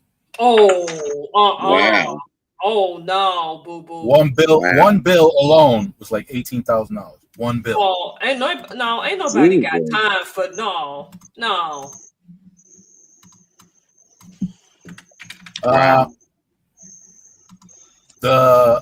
The heating bill also came into the thousands because he was opening all the windows and putting the heat on full blast in the winter. Oh. Who does that? That's so counterintuitive. If you're gonna open the darn windows, just turn off the heat then. Yeah, but I'm the one that has to pay the bill. Oh, You didn't have to pay it. Yes, I did. Yep. No, I'm saying he didn't have to pay it. He didn't care. He didn't have to pay. No. It's not that he didn't care. It's that he was deliberately being malicious because. Oh, because you weren't giving him his $50 for the garbage. And that's not where it was going to end either, because he had a habit. So he wanted that nose candy. Yeah. He wanted that booger sugar. Oh, wow. They sound like a pain in the neck. Super and they, you know what they do? And I'm speaking from experience. With a lot of these guys, they'll just sit up all night on that and think of ways of how they're going to get their next dollar, or how they're going to scheme the next. That's exactly right. So he was trying to scheme off of me. He was just doing so many terrible things. I reported it. I reported it to Section 8. The town that I was in, that Section 8 couldn't do anything. So I reported to the Section 8 in Washington, D.C. They conducted an investigation. They went and asked questions because he lied and said he was living across the street. The girl across the street was celebrating with this guy with their noses. They were both consuming that booger sugar together. Yeah. So they were homeboys. Columbia marching. So they lied. They lied to the Section 8 investigators and they left it at that, so I couldn't get rid of him like that. I had changed the lock to the basement because I was afraid he would go down there and destroy the heating unit, the water heater, and all that. Yeah. So I'm at work at the correctional facility, and I get a phone call from the police department from the town I have the house, telling me that they're on their way to arrest me because he had a broken laundry machine, in the basement, and because he has property in the basement, my changing the lock was illegal. He didn't have access to his broken. Yeah, he didn't have access to his broken. Well, they cut me some slack, of course, but they told me I had to put the old lock back, or either that or give him a key. So I gave him a key, and well, I finally got him out after a year. Wow, but you got to understand that was a year I didn't receive any money for rent or their other portion. than the government compensation. Right, but they didn't. But they also sued me, and I had to kick up tens of thousands of dollars in my defense. Now the attorney that they got, they didn't charge them because they were gonna. I had to come out of my pocket, but they didn't because the attorney was just. Yeah. And so one of those ambulance chase and the guy, and then the guy from the third floor joined in with him, so I had to evict both of them. Wow. And that's one of many horrible stories I had as a Well, I had a friend. He owned a duplex, and I was looking into getting something, and I was like, hey, if it's free, why don't you rent it to me? And he said, he just looked at me right straight in the face. I was working with him, and he was kind of my boss. And I said, he looked at me and he told me, I don't rent to friends or family. He says, that's just one of the rules. I don't do it. He says, I've lost friendships. Yep. I've gotten fights with family. He says, it's not worth it. And you're too good of a friend. And I don't want to lose you over something stupid.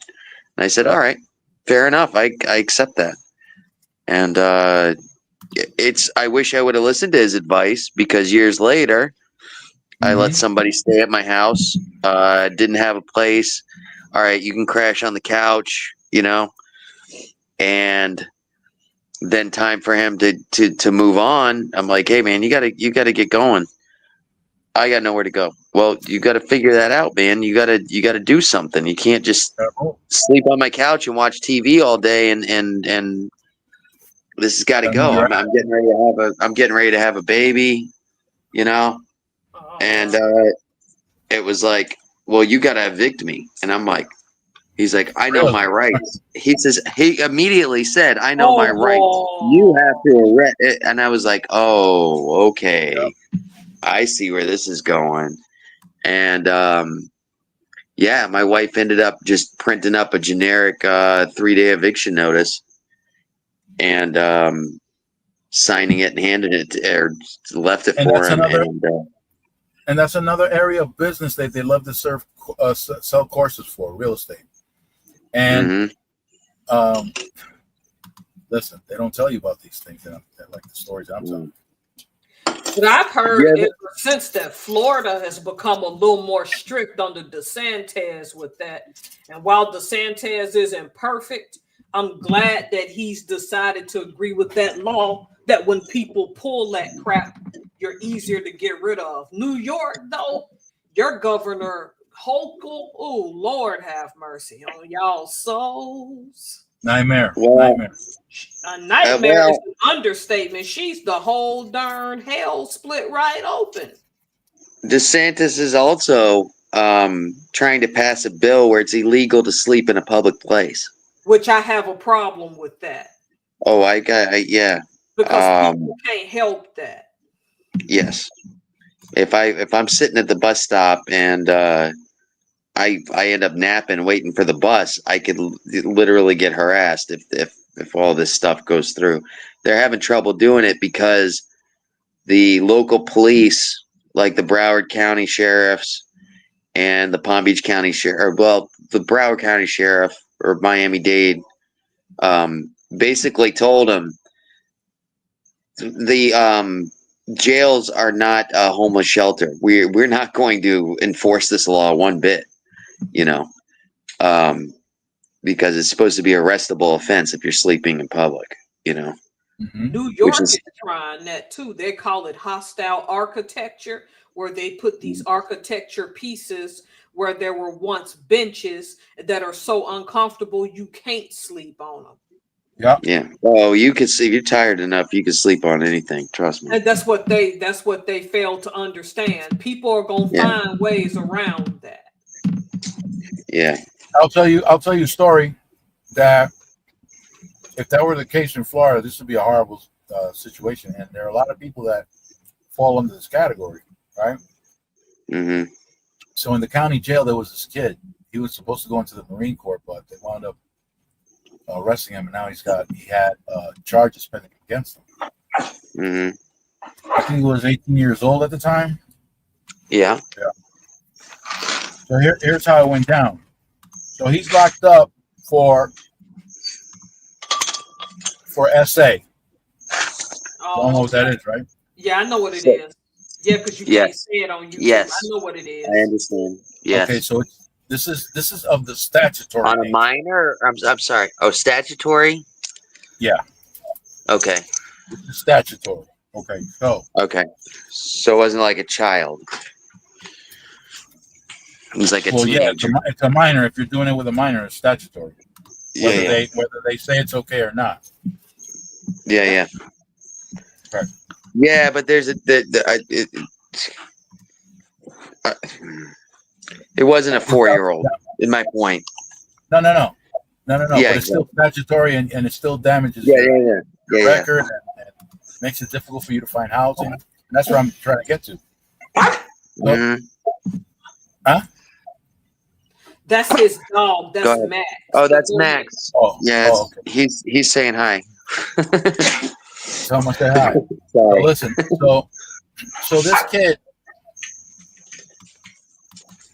he's 16 years old, and he's got a 14-year-old girlfriend, right? Right. Yeah. He turns 17. She turns 15. She's pregnant. Mhm. He turns 18. She turns 16. Mom goes to the police station, files charges. Oh wow. Mhm. So now he's going to get that on his record. He's going to be on a list. Wherever he goes, he can't live in a household within X amount of feet where there are children. Yeah. He can't. There's a lot of jobs he can't get. A lot of jobs you can't get. He's got to probably register on a registry, Yes, he does. public registry. Yes, he does. Come on. And people Come on, like that come in on. Florida usually wind up living in parks and under bridges. Here's the thing in Florida, because my daughter, when she was 17, she was 17. She wasn't an official adult yet, but her boyfriend was 20, Right? and 3-year difference, right? yeah, 3 years difference. And in Florida, they don't prosecute teenagers for intercourse and stuff like that. You know what I mean? They just don't do it. So I called about all the laws. Number one, I didn't like the fucking guy. And I called and see what the laws were, and they've got what they call the Romeo and Juliet law here. That's basically, as long as he's under 21, it was okay, Oh, you know? And I mean, because to me, 20-year-old guy picking up a 17-year-old, giving her pot, giving her, uh, just I wanted to break his fucking neck. And Tennessee is worse. Oh, What's that? Alabama. We'll get into Alabama. What I got to tell y'all about Alabama? Ooh. Go ahead. Yeah, I'm done with that story. Go ahead. I'm finished. I was in middle school and a rumor started to spread, and I didn't think it was true. So 13-year-old girl becomes popular at school. Come to find out she was popular because she had a 22-year-old husband. Husband. Yes. So I run home and say something to my mom. Now, this is before the girl started working for my mom and lied and said she was 16 when she was really 13. So at the time, okay, but we ain't worried about that part. I said, Mom, shouldn't we call the cops? Because I'm paraphrasing this girl. And that's when my mom had to sit me down and say that in the state of Alabama, the parent can emancipate you at 13 to be married to an adult. I'm like, oh, what? That 22-year-old didn't break the law because the mama signed her daughter over. Oh, wow. Yeah. I was shocked. I mean, I'm like, that's allowed in this state? Wow. I wish somebody would play me. See, I'm like, I got to get up out of here, boo-boo. I'm like, because at the time, I thought I would have kids early in life. I wish somebody would try to marry my kid. Oh, that's a no. That's pretty wild. Is it still like that in Alabama? To my knowledge, yeah, that law hasn't changed. But you also need parental. You see, that was one of the key words that you. That's what I'm saying. But how do you sign your 13-year-old child to be married to somebody 22? Where does your mind go? Yeah, that's what I was. In some countries, they're engaged at 7 years old. The parents arrange the marriage. In a lot of countries, they do. That's India. interesting because I'm going to tell you something. In those countries where they have arranged marriages, those marriages last a whole lot longer than what the marriages last here.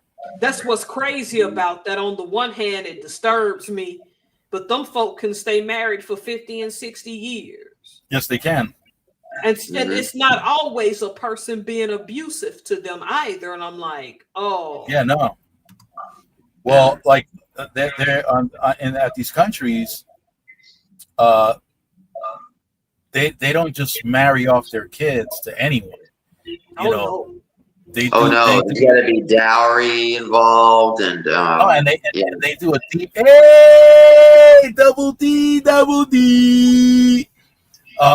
DeAndre. Hey, DeAndre. Hey, DeAndre. What else do they do? They do a deep dive into the families that they want to marry you off to, that the parents want to marry. Yeah. So it's not like the case that occurred with that girl in Alabama.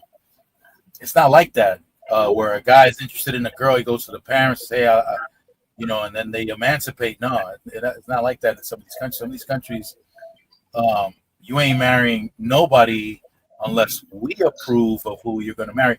And we're the ones that are going to pick and choose who you're going to marry. So if the family aren't about anything positive, they ain't about that finance, they ain't about, no. You ain't marrying that. You ain't marrying that.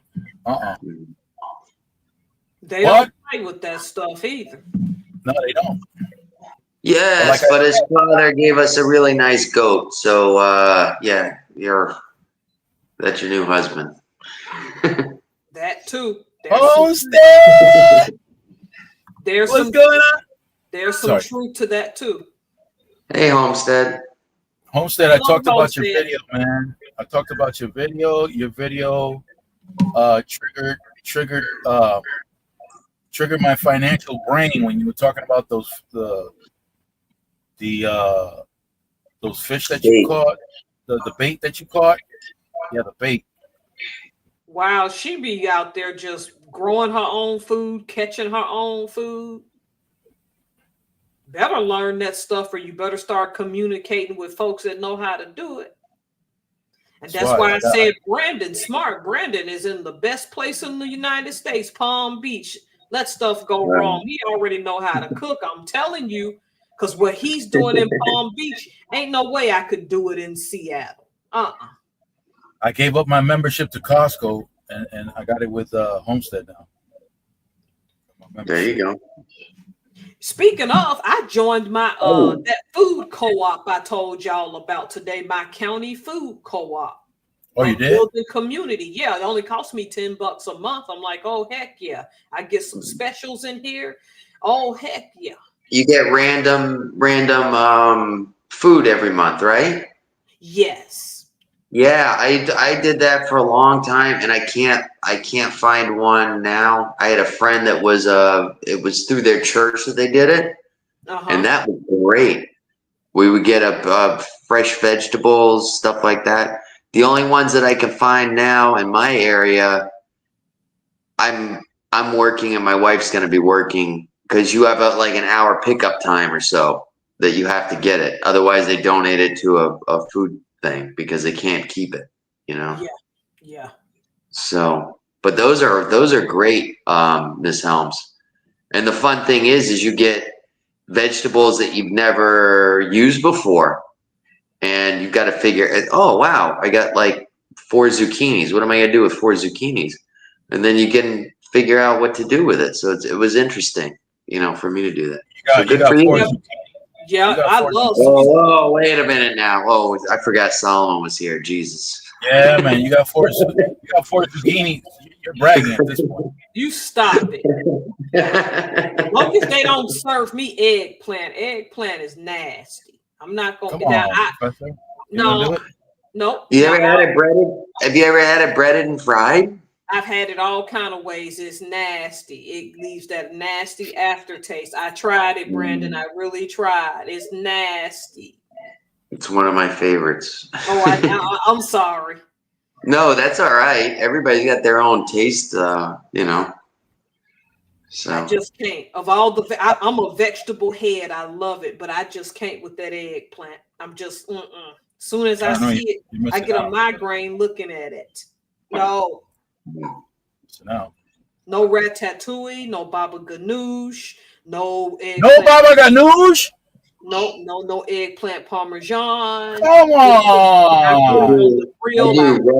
Fried it. No. I do rollatinis where they're breaded and fried, and then put some cream spinach inside of it and some cheese inside of it, some ricotta. See, you see what I'm saying? Ooh. Brandon can cook, though. I'm telling you, I bet some rich person would tear that dish up. Oh yeah, I tear it up.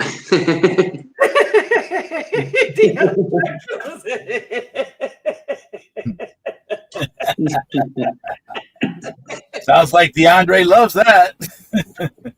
Zucchini is easy to grow too. I used to grow these big zucchinis because when you let them sit there, they'll just grow and grow. And man, them suckers, I had to give them away. They were growing so fast. Shit, I wish I could like zucchini. They're one of the faster growing vegetables. You stop it, Mr. Burns. Yep, they grow. I'm gonna learn how to do them sugar snap peas that Hook It Up Homestead did, because I love some peas. My husband don't, but oh well, we'll negotiate and get him stuff he likes. I love peas. He'll learn. He'll learn. I've got a joke for you guys. Yeah, we're ready. Speaking of your husband, sorry, Miss Helms, it just reminded me. So there's a lot of people that died, and they're at the gates at St. Peter's up in heaven, you know, and they're in line, and God said, God made you men. Oh, they're all men, by the way. God made you in his image. So I want all the men that are dominant in their household to stand to the right line, and all the other men stand to the left. Well, out of all the men, only one man stands to the side, to the right side. And St. Peter says, wow, you're the only man that was running his household and everything, and was in charge of everything. He says, why did you step over into this side of the line? He says, I don't know. My wife told me to. Y'all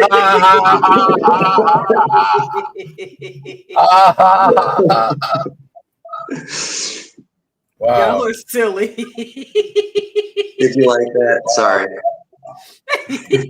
Wow. I was a little rusty on that one, but I don't know. I don't know why I tell this joke and women love this joke. I have no idea why. Okay, but I'm gonna tell it right now. Uh-oh. Yeah, so get ready. Start your engines. Here we go. Now, little Johnny's walking home from school with his classmate. Little Johnny don't make it home, and he's got to go pee, so he runs over to a tree. Now his classmate runs right after him. So little Johnny pulls out and starts peeing along the tree, and his classmate is asking Johnny, what's that? Johnny says, I don't know, but I know somebody who does. So Johnny and his classmate walk to Johnny's house, and Johnny hears his father in the bathroom, so he rushes up into the bathroom, and his father's peeing. And Johnny's father says, oh, Johnny, what are you doing? He said, I'm just curious, Dad. What is that? Oh, this? This is a penis. And he says, this isn't just any penis, though, Johnny. This is the perfect penis. Oh, wow, Dad, thanks. So Johnny runs down to his classmate. Oh, wow. And he tells his classmate, hey, I found out what this is. So he pulls his out. Oh, I know what this is. I know what this is now. You ain't right. And he says, so what is it? This is a penis.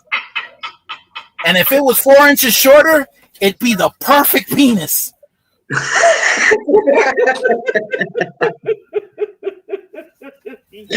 Wow. Women always laugh at that joke. I don't understand. You can't be damn good to save your damn life. Hey, D, did you hear about the perfect penis? You heard about that? I heard plenty of it. I've heard plenty of it. Oh, Lord have mercy. I see you know about that a lot. Yep. Yeah, penises are something that, and let me tell you something, man. I don't know what the hell's going on with all these people who have their channels monetized. Every time I watch one of our people's videos, I don't know what it is, but they always have some ad about Viagra or something crazy, and then the latest one was something about massaging penises. I'm like, what the hell is going on here? Well, shit, I'm gonna tell you this. But shit, if they still talking about Viagra, that means they can't keep the damn shit up. They talking about damn Viagra. They not only can they keep it up, they're talking about broken penises and being careful. Yo, what the hell's going on? Yo, they're so wide open about stuff now. Well, shit, they need to learn to keep it out of stuff. They don't need to be in it. Wearing diapers with your penis broken. What the hell? Yo, That's a damn shame. What the fuck? this is crazy. Yeah, exactly. I'm sorry. I'm on YouTube. I'm sorry. I'm so sorry. No, you can use it now because we've been on long enough so that you can curse. Because YouTube has a limitation. Your phone listens to everything that you say. And if you talk about anything.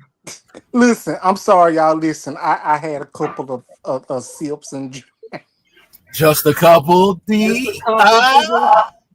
Well, probably more than a couple, but okay, there we go. Are you feeling like massaging your penis right now? I don't know. Hell to the no, if I did, I wouldn't do it on Damn It Hill. Too much information, Mr. Burns. Like, we didn't had a conversation about this. Exactly. Hey, You did should you see listen my? to Miss Professor. Miss Professor be trying to keep you out of trouble. Miss I Professor know. probably the only one in this group that got any damn sense. Yeah, She's trying to civilize me. I don't know. I'm a little rebellious. yeah, we know that. Forgive me, Miss Professor. I didn't mean to use that in that type of language like that. Oh! No, you're okay. Oh! Stop instigating shit. Yes, Listen. I'm gonna tell you guys something that happened to me in junior high. This is embarrassing, by the way. It ain't got nothing to do with my penis, but it's embarrassing. You ain't telling me about your brother, is you? No. Oh, you want to hear about that, huh? Yeah. No. Okay. He calls his penis Spike. Okay, it's got a name. It's probably got a birth certificate too. The damn thing.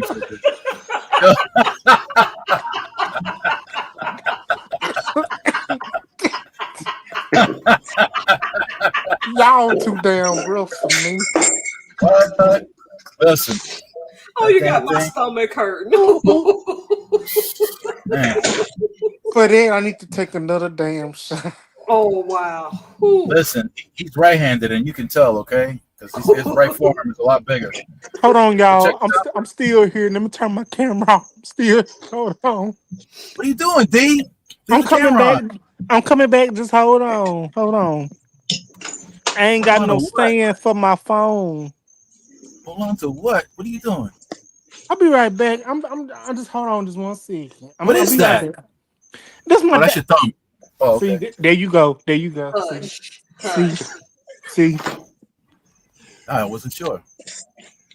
Don't finish telling what you gonna tell. Yeah, go tell. Yeah, tell your story. Don't stop on my damn account. Hell. Middle school. Yeah, middle school. Let's hear about this. Let's hear about the Studio 54 middle school story. I think it was John. John Gannon was sitting next to me, and he's impressing me because he's knocking himself in the middle of the head. You know, with the last area close in your head. So he's not, but he's got his mouth open, and it sounds hollow. I'm like, damn, that's impressive. So, like the genius that I am, I'm looking down at my desk, and I keep banging on my head trying to get the sound right, and I keep shaping my mouth to try to get different tones out. So I'm banging away. And all of a sudden, I look up, and everybody's staring at me. Everybody. The teacher had stopped a long time ago. Everybody's just staring at me like, yo! I felt like such a complete idiot. Well, I was, but damn, that was embarrassing. All right, let's move on to the next subject, please. What is the next subject? What's this next subject? Oh, anything but that. Okay, speaking of, I don't mean to talk about politics. I'm not making this political. I'm making this about real life. Let's do it. You know what's about to happen April 2nd, right? Oh, yeah. Okay. What's happening on April 2nd? Those tariffs are going to start. Supposed to start. Okay. They're supposed to. You never know. It can be without mentioning a person's name. Yeah, it's about to get expensive out here. But okay. So, listen. I'm not sure which is worse. Because this has been going on since day one of his, right? Yeah, going on. Mm-hmm. We can agree to that, unfortunately. This uncertainty that's being created by this back and forth stuff and not settling down on something. Yep. It's making it very difficult for the Fed and for corporations to decide what to do, where to allocate money, what to keep, what not to keep. It's making it extremely difficult. That's the first thing. The second thing is that because of these threats, our allies are looking for ways to realign with other nations. Oh, that's happening. Yeah. The real tea is. Give us some tea. The real tea is what I've been finding out. This is wine and E&J. Is that what that is? Mm-hmm. Mixed together. I thought it was tea, but go ahead, give us the real tea. And the real tea is it true that person who I will not name stuff has been getting blowed up and he is begging? I don't know if Or he's been begging exactly for what, because he's not. all his shit been getting blowed up. Well, no, you know what? That's part of what I'm saying. That blow up is people going in other directions. Look, after World War II, after World Yo D, after World War II. I'm sorry. No, that's fine. I mean, hey, if I get excited, it's on you, okay? Listen, Let me act right. if since World War II, Professor, please chime in and correct me if I'm wrong, but Japan and Germany had some restrictions laid down on them when it came to their military growth. Okay, let's put it that way. Yeah. So now with the nonsense going on between Russia and Ukraine, and things not going well between the Ukrainians and this regime, now the European countries are stepping up their game and investing more into their own militaries, including Germany, which was supposed to be doing that. And with NATO, we were supposed to back them up. And in return, our military industrial complex was to become stronger and make more money. But now with that, if you check out the stocks for these corporations out in Europe, their value has been increasing because now they are now putting more money into their defense. Well, they're not going to be able to depend on America anymore at the current situation. Hey, I'm an investor here in our defense. No. I'm just saying. I'm just stating a fact. It's going to impact people like me. It's going to impact people like me that invest in Lockheed Martin and all these other things. Yeah. Right? Yeah, I've been watching it drop since. Oh man, I've been watching the stocks drop. I'm sorry, y'all. I'm sorry. Something just came to my mind that I just want to share. I don't mean to change the subject. What did you say? Came in your mind. What? Did y'all see when Jasmine Crockett called one of that dude in the wheelchair Hot Wheels? Hot Wheels, yes. You loved that, didn't you? I know that ain't funny, but that day. Abbott is not a good man. Hot damn. Calling him hot. Call him hot. And you know what? The Republicans shouldn't. They're overreacting about that because they do far worse than that. So they're kind of overreacting about that, but whatever. But wait a minute, I'm gonna tell you this though. Since we have crossed the cuss words, and we can say we want to say, I'm going to say this: if they gonna get mad at Jasmine Crockett for speaking her mind and calling that dude Hot Wheels, how about if I said that Trump is a damn shitty ass? Oh my goodness! If you say that in public, I don't know. He be alright. It's the truth. You think so? It's the truth. I got 2 points to make, one domestic and one international. Let's go. Mm-hmm. The first one is you're correct because Jamie Dimon of JP Morgan Chase and a few other billionaires are already turning on Trump. They're saying he's not good for business and he's going to make things worse for everybody. The second thing, you saw my video called ETIAS. Yep. Where now, if you are a United States citizen traveling to any any country in the European Union, you have to every 3 years now pay a fee. Y'all think this is a coincidence? No coincidence at all. Right I now, believe right it. I now, believe it. right now, if you go to Great Britain, that consists of England, Scotland, Northern Ireland, and Wales. I ain't Yup. going there anytime soon. Okay, So. good. So you're good. You gotta pay a fee of $79 now. Bullshit. And you never used to have to pay that fee before. Nope. I'm sorry. I'm sorry.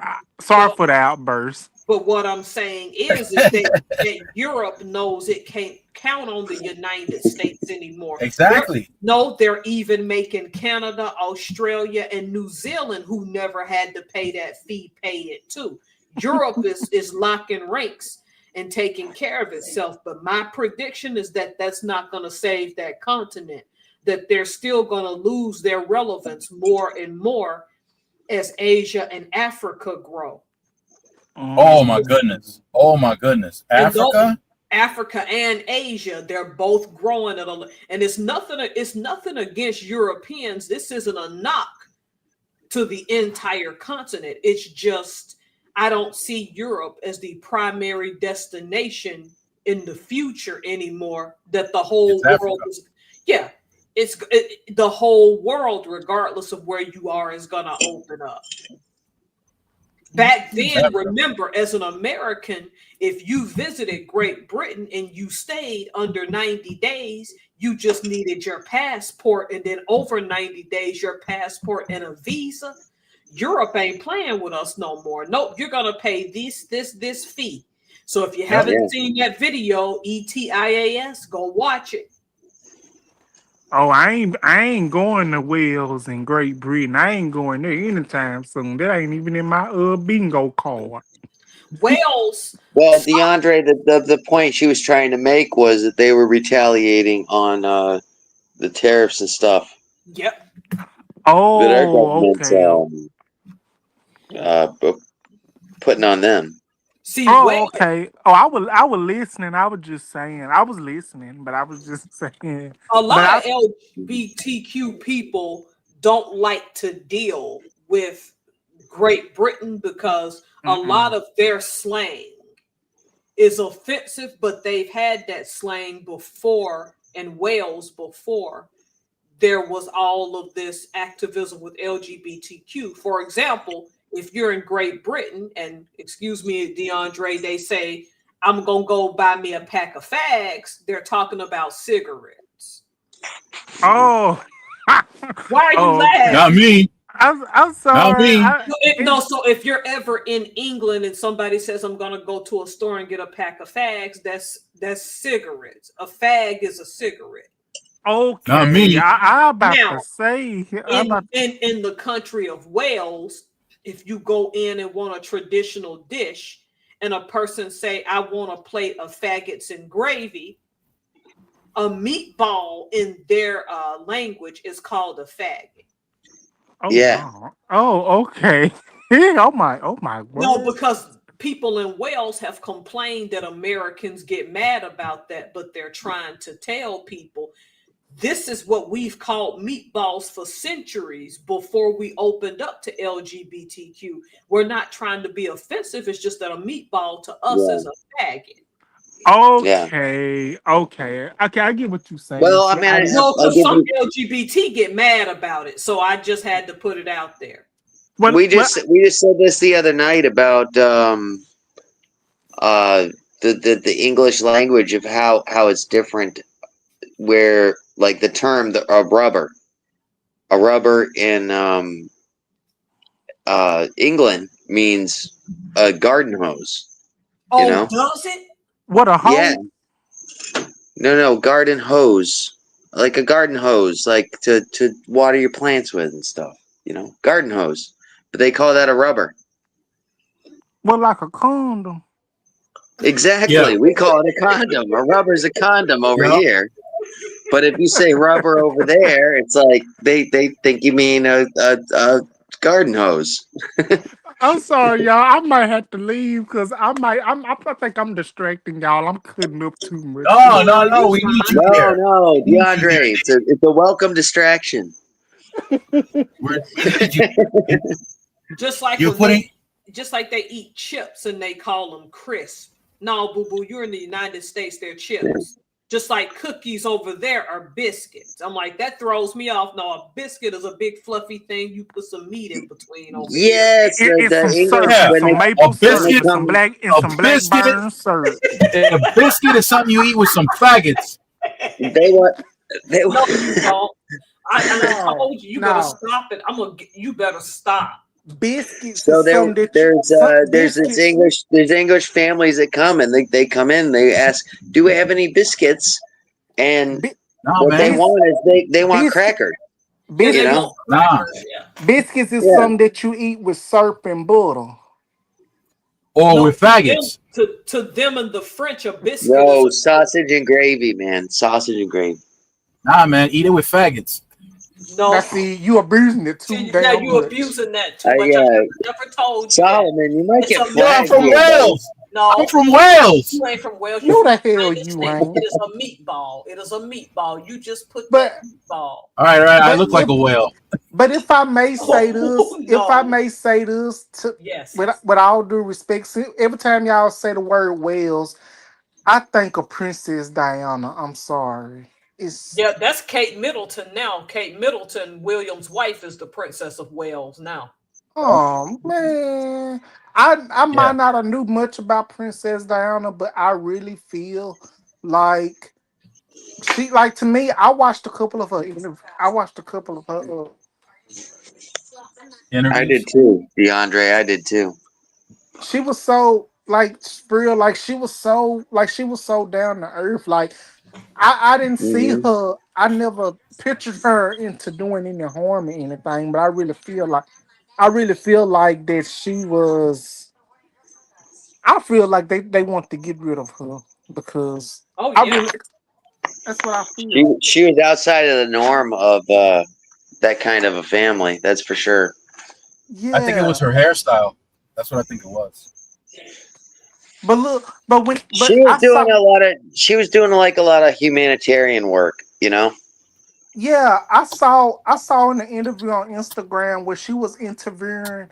I don't know, was it in Africa? I don't know, was it in Nigeria? It was a group of black people, and the cameraman basically got in their face. This how I can tell Princess Diana was for us, and she was a wonderful. Cause she saw how uncomfortable the black people was. She took the cameraman's camera and pushed it away from them because they felt so That was crazy. uncomfortable. But you got to give it to her, man. She ate a lot of faggots. Stop it. You know now what? Just see, get to the video. there Just you get go. to the video. There I'm not you go. You don't know how they say meatballs. I shouldn't have never told you that. See, he's gonna hold that for the rest of the time, Mr. Professor. He's gonna It's a bring that. meatball, man. It's a meatball, hamburger meat. Roll it up in a That's- ball. Ball That's what I feel like right now. I feel like a meatball. I good bet because you you do. acting like one. I Look, bet you do. but this is the video he got up that I'm talking about. Europeans are gonna make it increasingly difficult to travel to the European continent. I ain't going. I got a prediction that because Orange Cheeto Puff Man made Africa Still mad, ass. that Africa gonna start shutting down. You see how they're already kicking France out of there, Trey. Yeah, they're kicking them right out. Yeah. Yeah. Africa ain't playing with the United States this time. They won't No. fuck out of there. They're not playing with anybody. You seen what they've done to the Chinese, right? I'm finna I tell know, you. I know the Nigerians acted up with the Chinese. Is it all of them now? All of them. I'm finna be honest with y'all. I might be wrong. Y'all can laugh if y'all want to, cause I'ma laugh too. I don't give a damn. But ever since he got that damn pen and started signing shit, ain't looking over, ain't reviewing, ain't had a damn lawyer to look at a damn thing. He Why you started think he was signing. sued? Yeah. He started signing shit. Like, damn, what the fuck? Put the damn pen down for once. Go get a damn hamburger and just enjoy it and eat it.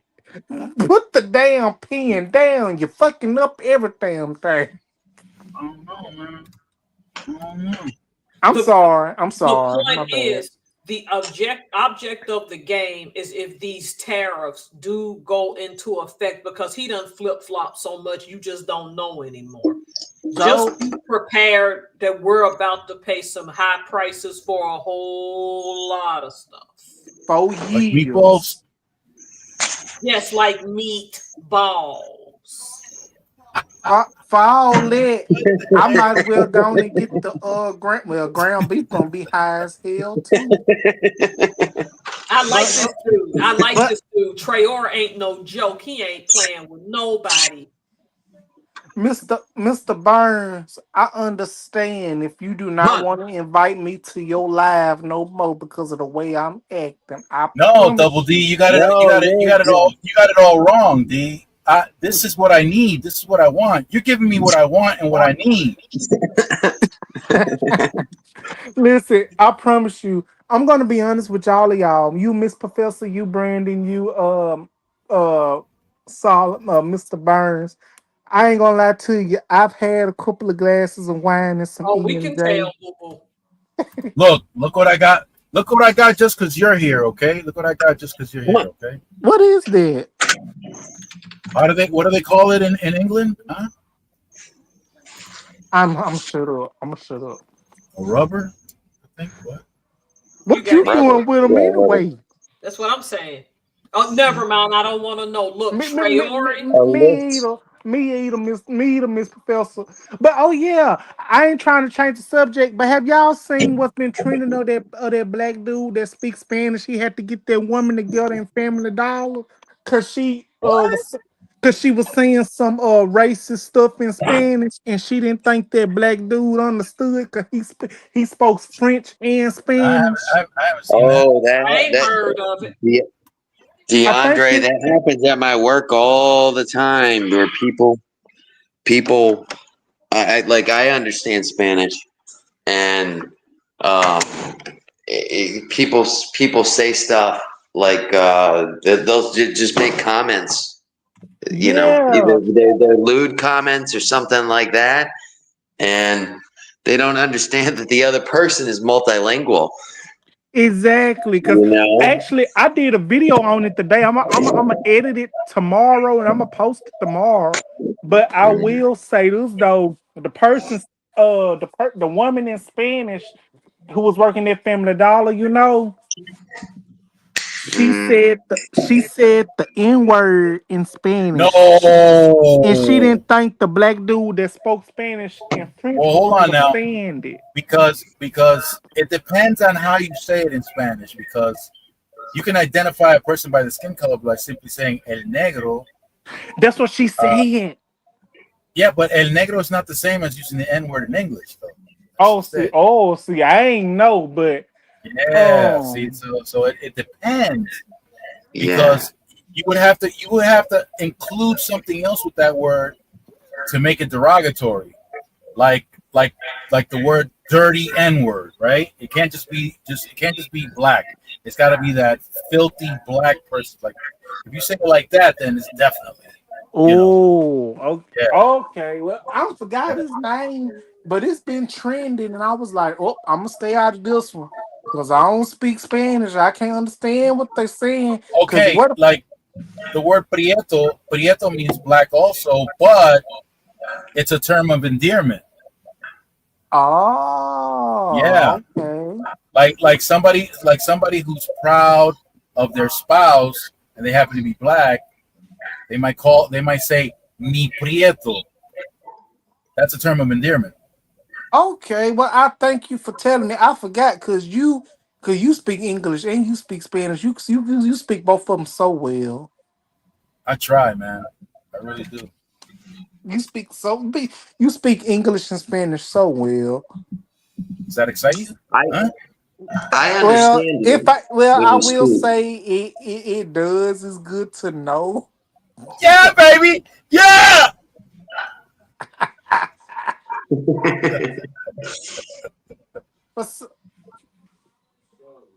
Where's the professor now, huh?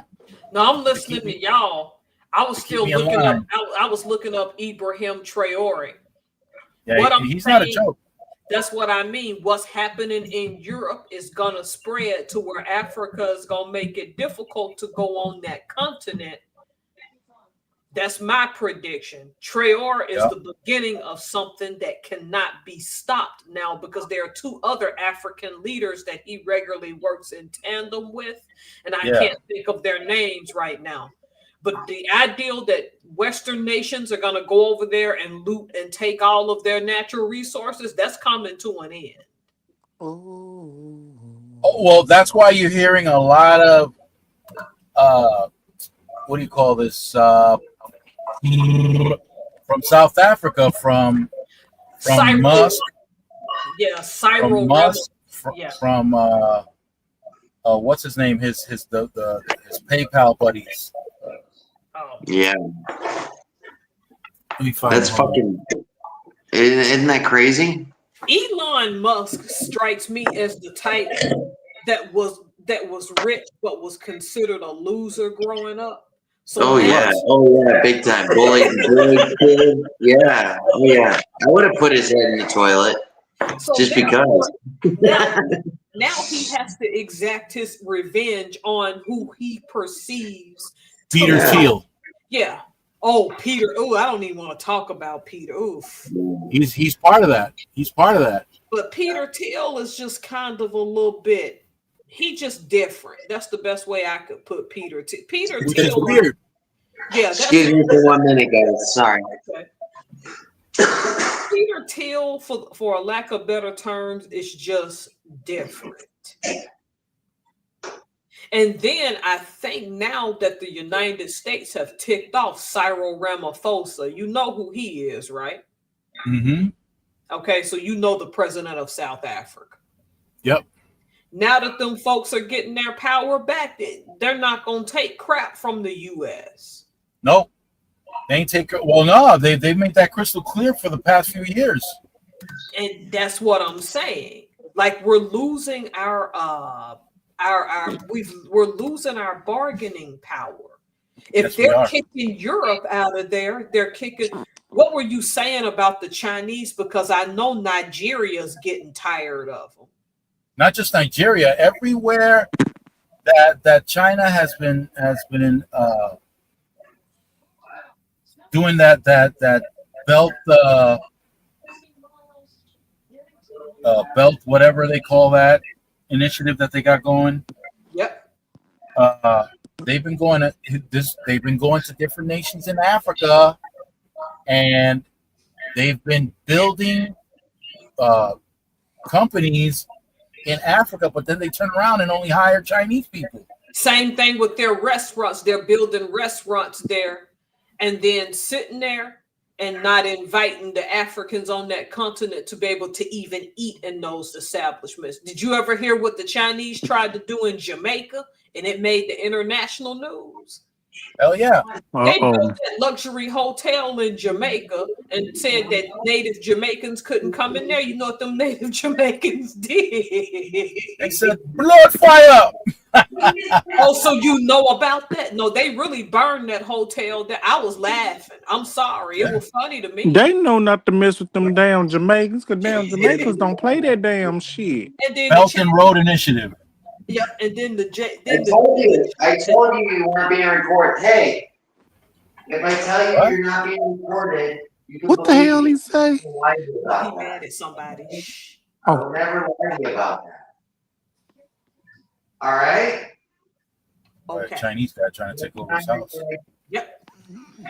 I love you. The Chinese are becoming. I love you too, baby. Shh.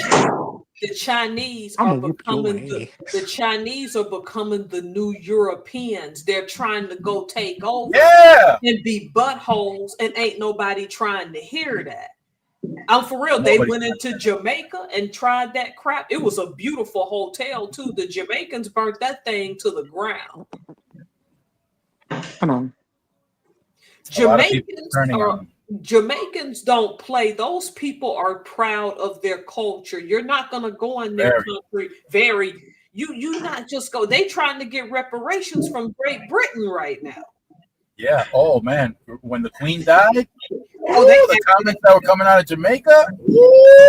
Look at the comments that were coming out of Australia and Ireland. Them folks, and them was white people. They wasn't.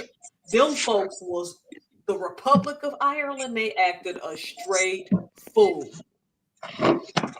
Australia's like, oh, we can have our independence now. Oh snap! Look good! Look good! Look good! Look what Homestead. What the heck? Oh. She saw a map where all land in Texas that is owned by China is near our military bases. Oh, yeah. Oh, You know what my dad told me when I went back home to visit in like a couple of years ago? I said, oh, let's pull over and pick some cotton. And that was stupid, right? I'll admit that. listen, Girl. that'll be the one time if somebody told me, come on, y'all, let's pick some cotton, that'll be one cussing out that they'll be getting.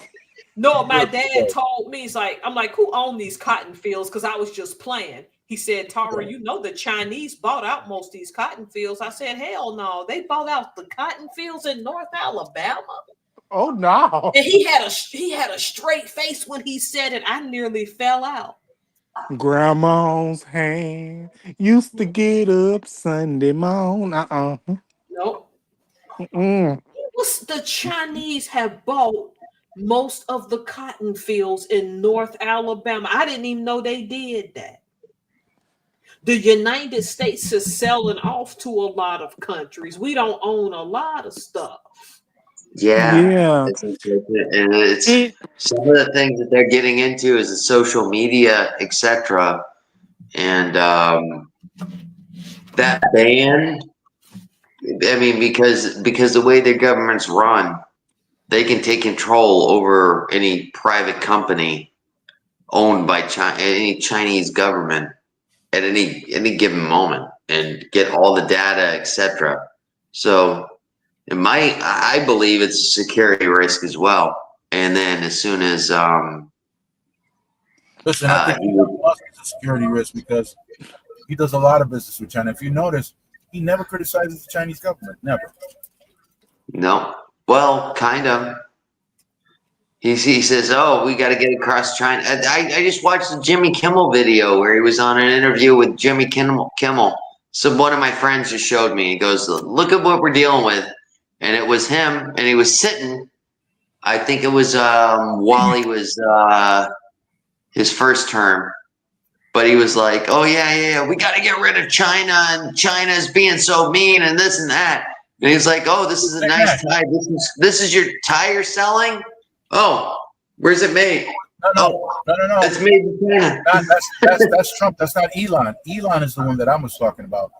I'm sorry. I missed that then. Yeah. I missed that. I'm sorry. I had to excuse myself from that. You know, I just want. Oh, I'm sorry. No.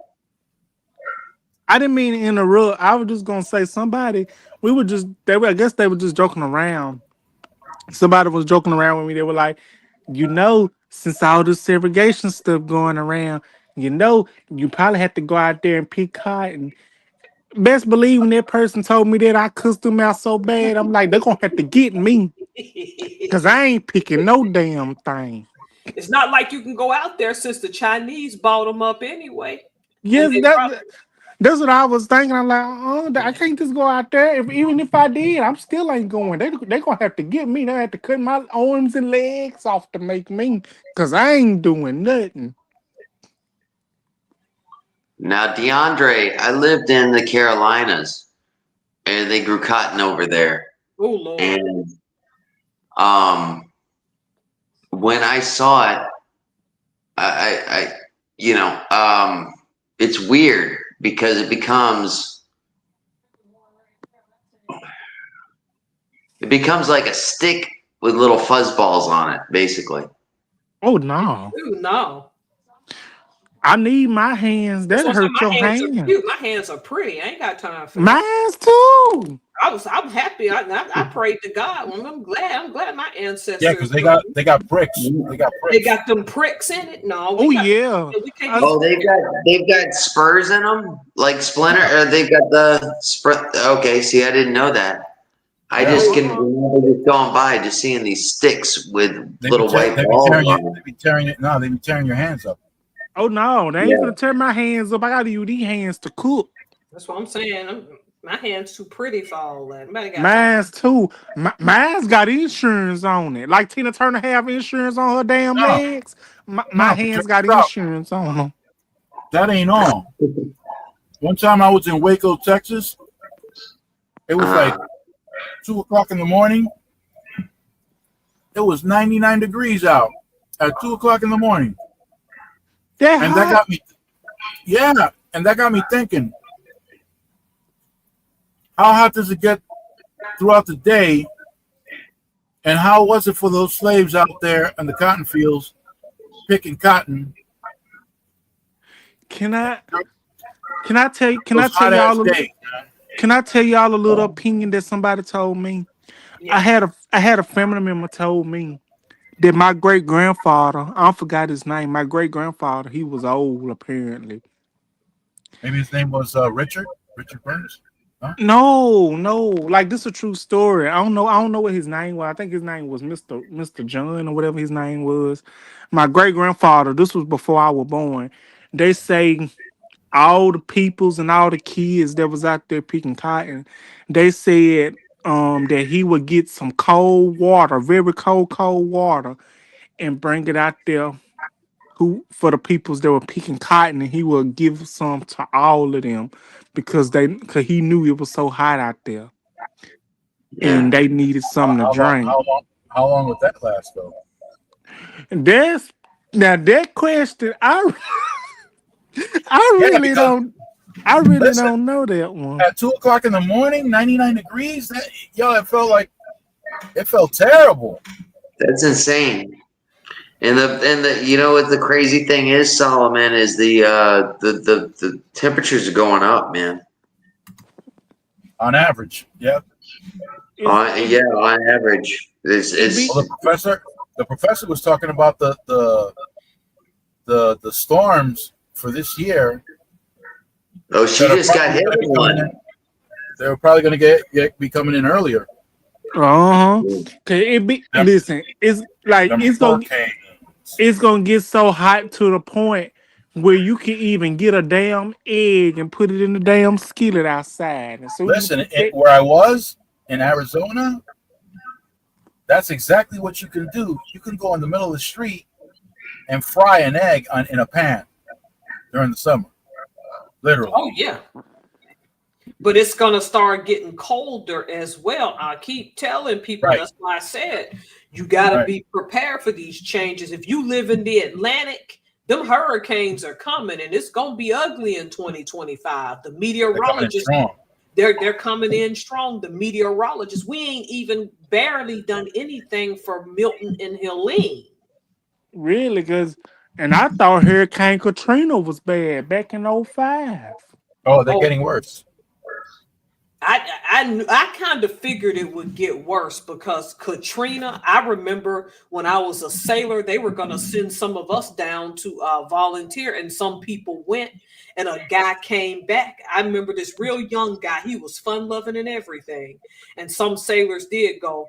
And you know, they call us by our last name, and my last name was my maiden name, Williams. He said, Williams, you don't want to go down there. I said, what do you mean? I want to help with such and such. He's like, it's so bad down there. We walked. That summer I lost a cook because he was a volunteer, and he says, "Hey, there's a disaster. We gotta get down there." He had a boat or an airboat or something. He was a big redneck guy, you know. He was always gator hunting and stuff like that.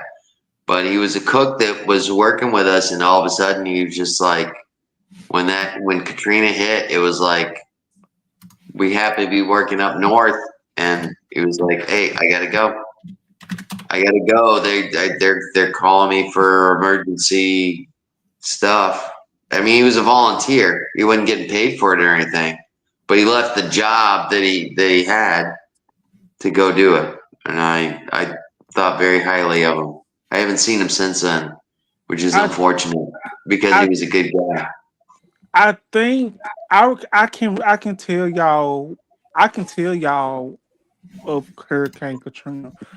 I went to the eye doctor that day because I didn't go to school that day because I had an eye doctor's appointment. And by How the old were you time when it happened, DeAndre? I was 10, Mm-hmm. I had to go to the eye doctor that day. And then after my eye doctor's appointment, I was gonna go back to school. They were like, no, don't go back to the school because they let out of school because Hurricane Katrina. I was like, that was my first experience of a hurricane. I was like, oh shit, ain't no Hurricane Katrina coming to Mississippi. You know, you don't listen. You don't believe How like close? me. How close did it get to you? We was in it, Oh Lord. but we didn't get hurt or nothing. But it was the wind. It was so strong, like the cars were shaking and trees were falling down. We didn't have no light. Like Hurricane Katrina was so bad to the point we was out of lights for 3 or 4 days. What I was saying with my story is that guy, when he went, it was still fresh and new when they sent some of the sailors from the West Coast to go help. He said, I mean, he came back very petrified because he said on a given day, you can be walking down the street and a dead body can still be floating down the street from it. Oh That's no! great. It was that bad. That's what he witnessed. He came back a changed person and said and begged me, don't go down there and help if you're not ready for that. Because it's so bad, Yeah. they're still collecting bodies. That's how bad it was. Yeah. 'Cause I know it was in one country where a lot of people's lost their homes and lives. I forgot what it was, but Was it out in the Pacific? Was it with the tsunami? To about the it was the 2004. it was the tsunami because it was a lot of peoples that lost their lives and lost their homes and I everything. remember. You know what's weird about that tsunami? Y'all won't believe me if I told you. I'll believe you. When Uh-oh. I was a sailor, our ship had just left that part of the Pacific on its way back to Hawaii to get ready to go back to California when we got word that it hit. I think we barely missed it. Aircraft carrier, we barely missed it. Wow. Oh my goodness! How lucky are you? No kidding, right? We Right? heard about weather there, and there had been several threats of it, but I can remember that now. We missed it by like probably a few weeks, few days. I don't remember. That's been so long ago, but we was already on our way back to the States. And then we got the word it happened. That tsunami was terrible. Oh my goodness! Didn't that You take know, out you know how fast, that water travels along the surface? Like 600 miles an hour. Oh yeah, I saw Well, the footage. Huh? Go ahead. Oh no, I was just gonna say it's a power that's going and it's underneath the ocean until it gets to the low lands. You can't even see it. If you're a boat, Well, it's and actually traveling on the surface. no, it's traveling under the water. Yep. But when it starts to get up to where there's no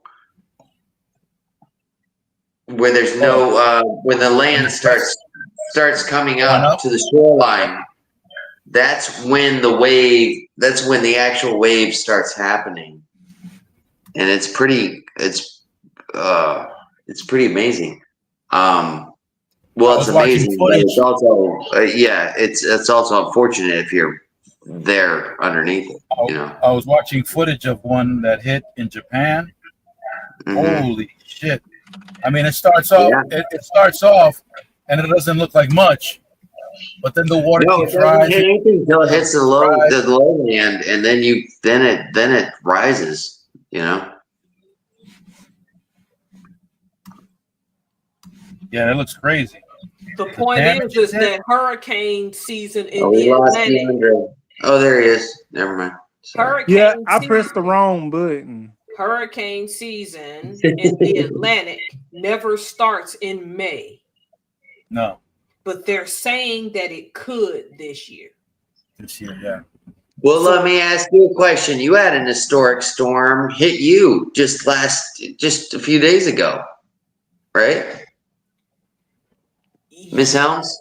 Yeah, but the weird thing is, I'm across the water from Seattle. We just got the heavy rain. The bad storm itself only hit Seattle. The tornado Yeah. that we thought was coming didn't come.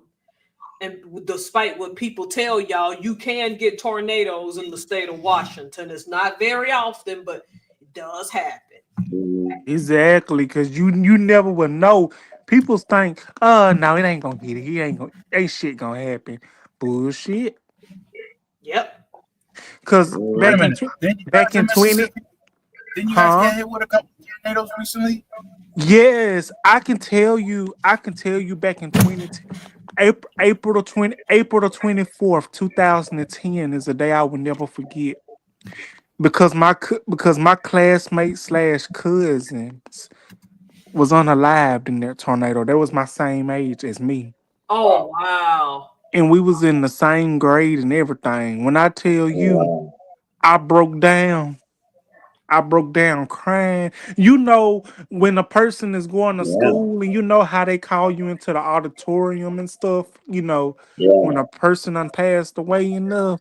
Hmm. So I can tell y'all this. Yeah, that tornado, it was tough. So I found out my two cousins had died in a tornado because the I'm tornado sorry to was hear so that, DeAndre. strong. The tornado was so strong, it picked them up and landed them in a tree, and I think it broke their necks or something like that. Yeah. I can't remember. But we was close, cause like we was in the same grade, and then they said when they passed away. When I told you I broke down and cried and cried and cried, it was so bad we didn't even do no work that day at school. That's how bad it was. Yeah. Yeah. And I'm that's it, sorry, DeAndre. I'm sorry for hearing that, DeAndre. it's totally fine. Cause like I'm tell you, that froze me and that shocked me because you would never expect something like that to happen. Yeah. Yeah. The It's point like, is that I'm telling y'all to get prepared. When Hurricane Andrew hit in the early 90s, I was like 11 or 12. I think I was 12 or something. That hurricane Mm. was so strong that way up in North Alabama where I lived, and that's landlocked up by Tennessee. We still got the strong winds, and it's still the wind by itself still knocked down trees all the way north. So the moral of the story is we haven't recovered from Helene and Milton, and they're already saying come May it could happen again. Oh, oh yeah. Realize that yeah. Tuesday is April 1st. So Well, yeah, in theory, the hotter that the environment gets, the more intense the hurricanes are going to be. That's right. why we're having more and more intense hurricanes, because we're having all these record heat, which is all global warming, you know. Um, That's why yeah, it's been so that's hot. it. That's the facts. That's why it's happening. And for anybody to deny that there's no such thing as global warming, etc., it drives me crazy, you know. It's a such that listen, I might not have been I'm not the brightest person when it comes to science. I ain't gonna tell y'all no lie. I paid attention in school, I did. But Mm, I ain't gonna tell you that I learned everything that So there what I'm was to saying learn. is that people are stubborn in those areas because they can go up to mhm. Jersey, New York too. What I'm saying is that if you know that you live in those areas, you might want to have a bug out bag with like a bottled water, like some sports hydration drops, maybe some energy bars, your most important papers like Crackers. crackers, but especially Oh, the salted ones because they help you for dehydration and stomach problems. Oh yeah, that's a good idea too, DeAndre. The darn saltine crackers. The yeah, point cause is that these things are not predictable. That the most important stuff you have that you can carry in small doses, you get that Mhm. bag. Not about being paranoid, it's about being prepared because Milton and Helene went to spots that they don't typically hit. Like Asheville, Mhm. North Carolina, that just doesn't happen, but somehow it nearly wiped that place out. So the moral of the story is just be ready. You know what I'm saying? Oh yes, I indeed. think I shared. I think I shared a video. I didn't take it, but somebody else did. But I reposted it. A tornado that hit a mile away from my house. Ooh. You know, that was a while ago. Oof. But yeah, when those tornadoes hit, they're not messing around. You know. And then you got idiots getting in their cars, going out chasing. Oh my God! Oh my God! Who told you to go Yo, out? Some there? damn look at this fools. video. Look at this video that I made as an idiot at a truck stop. I'm filming this thing as it's forming. Oh, this is your film. Yeah, Oh I'm yeah, filming this. Okay, go ahead. Yeah, please play it. Yeah, let's see it. Well, I hope YouTube doesn't give me shit for this because it's from my other channel. But let's give it a try.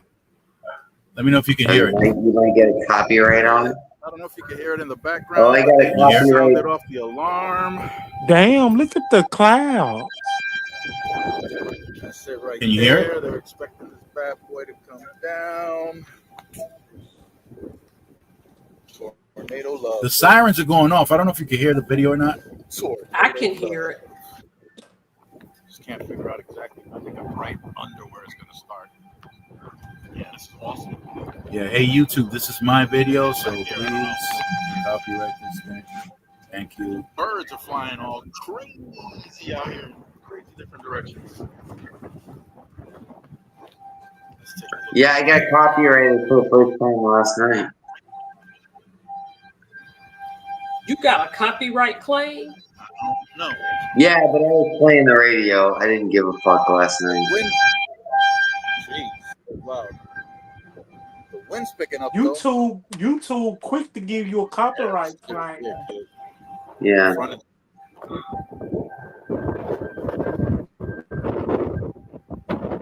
Yeah, that wind starting to pick up now. Yep. When that wind picks up, that's when you gotta go. Circular. Sirens are going off too. I hear the siren. You do got peoples. You did have peoples that actually didn't have no brain going out there chasing them tornadoes and stuff. Look at Now, that. now let me ask you, Solomon, where would you had a spot? I'm sure you had a spot that you would have run to if it. Well, the manager came out twice and told me to run inside. Now Yeah. he had to tell you twice. That should have told you something. Get your ass inside and get safe. That's how I know you from New York. They wouldn't have had to tell me. I just would have ran in. I would have had me a damn sense of humor to get my ass inside the damn building. Look at the Straight up knucklehead. Ooh. Well, no, I'm with Solomon. Sometimes you're safer outside. Sometimes Shit. True. I you grew can up see in it. Alabama. At least The you can hell see you it. preach. I'm gonna be. If it hits a building you're in, it's collapsed. If you're 20 feet to the side, you're okay. You know.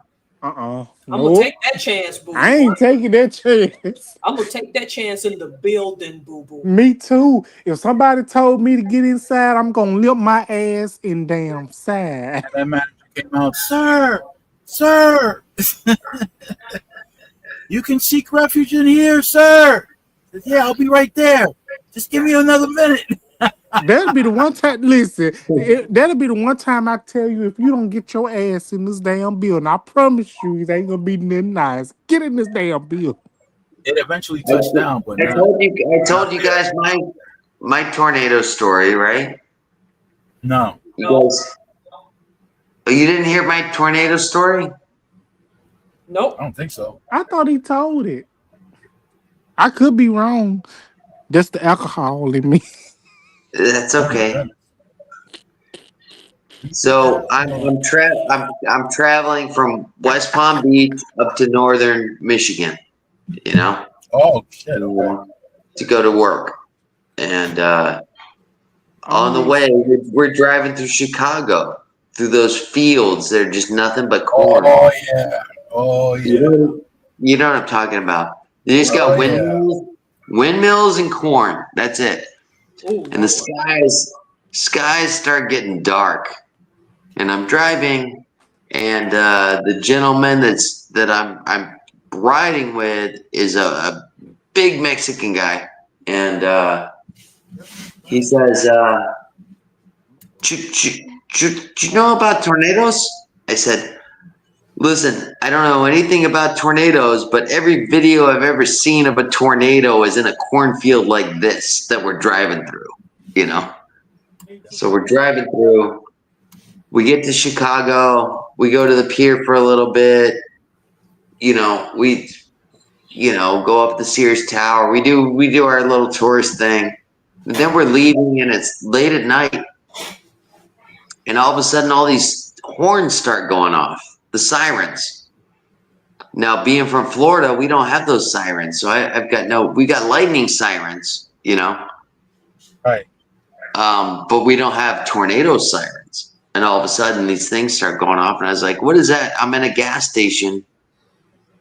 And I'm like, the guy's trying to explain to me where I can go get beer because it was I had to go to a state store or something like that, and either way, I was like, what's that? Is that a car going off? What the hell's that? And he goes, oh, that's a tornado alarm. It's a tornado.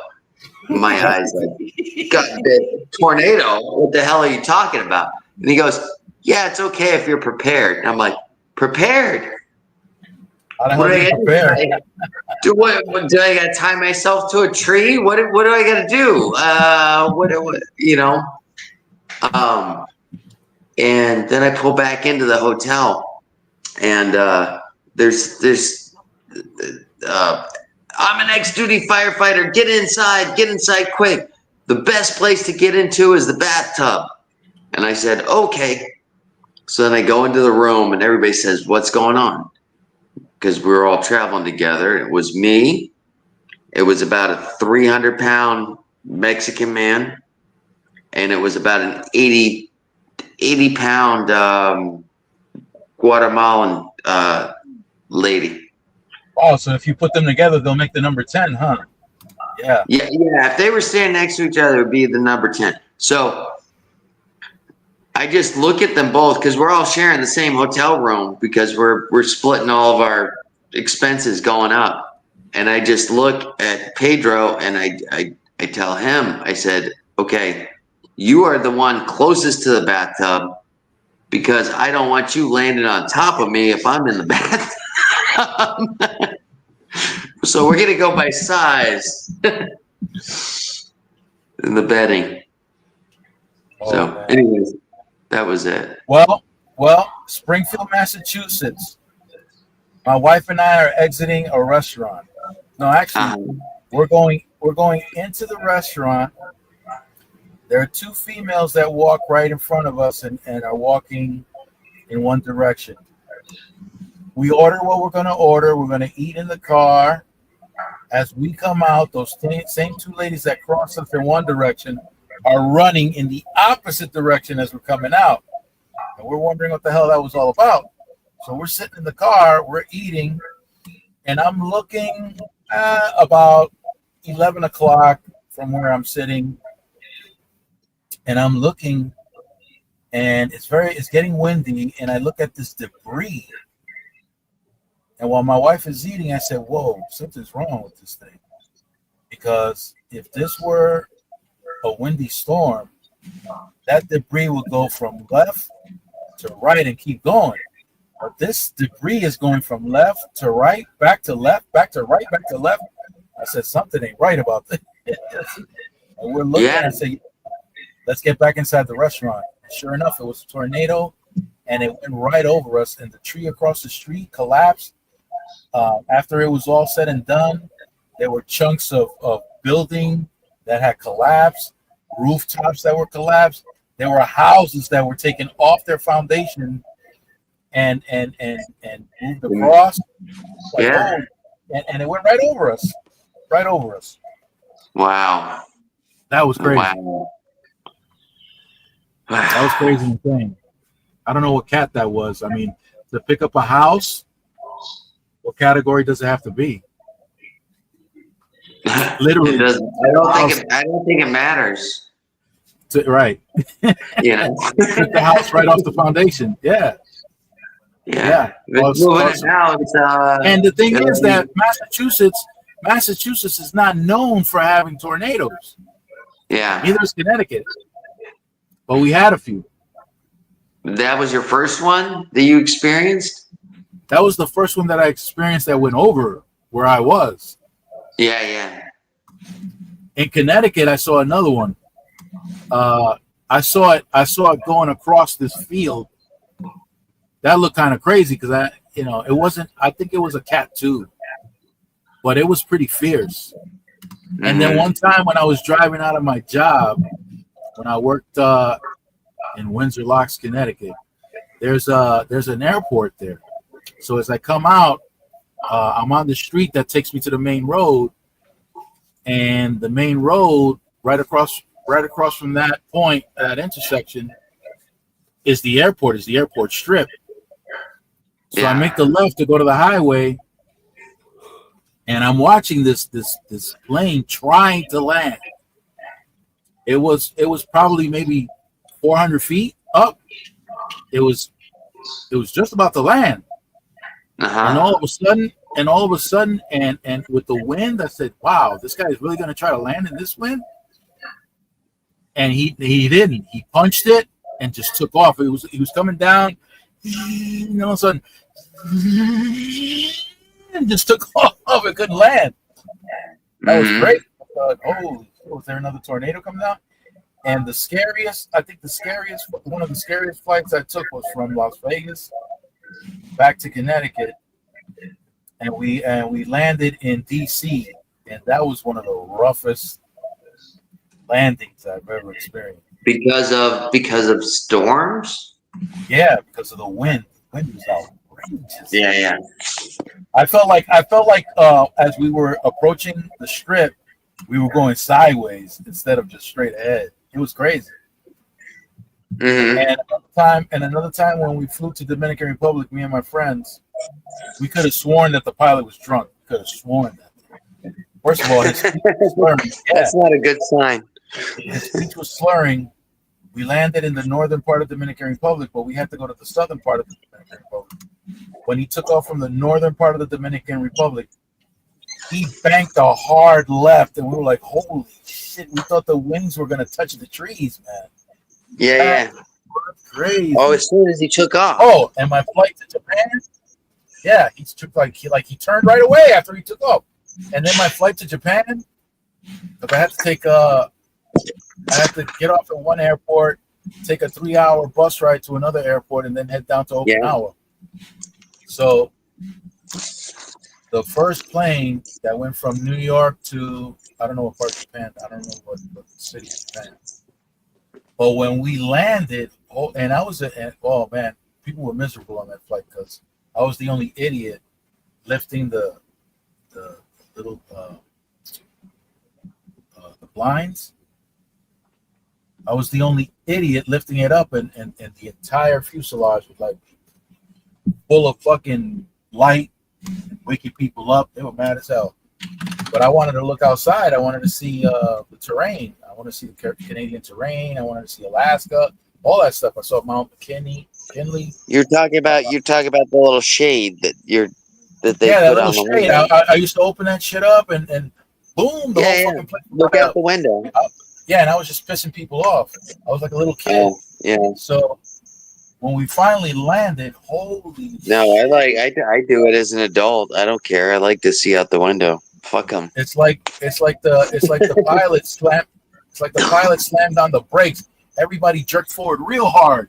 The stewardess even had to come on the PA and apologize because the pilot was a Navy pilot, so he's used to landing on aircraft carriers. Maneuvers. Yeah. That's tight. Professor could tell us about that. Yep. Oh, there's a storm. I'm not that far from you, Homestead. Yeah, they're saying that 180 million are at risk for severe weather through the midweek on AccuWeather. People got to start paying this stuff attention because there was just flooding in Texas and Mexico that along that border that's kind of catastrophic. Even what they call the Mississippi Valley.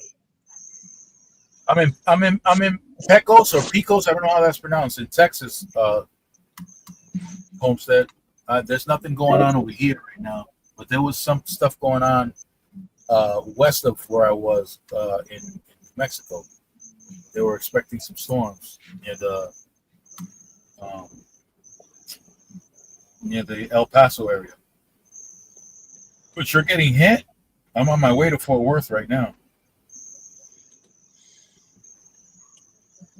Oh, wait.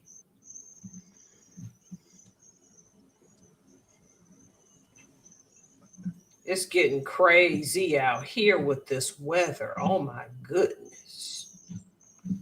Yeah, but they said that it was the last storm that hit you, Miss Helms, was they said it was going to be a historical. It's not normal. Is that correct? Yep, for our area it's not, but I'm across the water from Seattle. For some reason, we just got the torrential rain, and that was You it. got the rain. Good. I'm glad you were safe. They were predicting tornadoes and all sorts of stuff, and I said, "Hey, I know somebody's over there," and I was concerned. Yep. That's why I kept on my comments saying, "Be safe, be safe." I was concerned. Yep.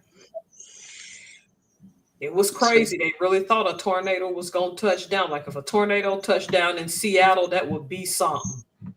Mm-hmm. Because that just does not happen in Seattle. It used to not happen. Yeah, that's the better term for it. Yeah. A lot of stuff used to not happen, but I keep telling people, don't be paranoid about this stuff. Be proactive and just have a bug out bag ready to go if you have to leave your home. Just be prepared in general, Yeah, just be prepared. Even if you're trapped in your house, for example, or you're surrounded and can't get out and your house didn't flood or anything. If you got a garden growing, you'll have some, like you have, Brandon, with your different trees and stuff. Yeah. You'll be okay. Because I don't know if I could survive, so to speak, but there's a lot of wild game out here. That's what I mean. That if I had to, because even in the Appalachians and stuff, I've got books. They're called the what the hell are the name of the books? Oh, I'd love to show them to you. It's called the they're books that were designed. It was Boy Scouts of America in like the 1970s. They put these books out. And they were just basically survival things in the Appalachians and the Carolinas and stuff. But it's like basically how to skin a possum, how to do, how to make a fire with nothing, how to, Firefox. That was the name of the books. You ever heard of them? Yeah, I've heard of them. Okay. Yeah, I've got original copies. I gotta get light to show you. They're Firefox books, but they're basically books on basic survival, I guess you could say. Yeah. I don't know, but they were designed by those are the books. They're falling apart. They're so old. This was 2 and 3 because they made the first one. It was so successful. I've got all 3 of them. But just randomly, They've got photos on. I don't know what that is. Oh, I'm not worried about this. How to identify plants, rhubarb, things like that. I don't know if you could see. Can you see what I'm doing?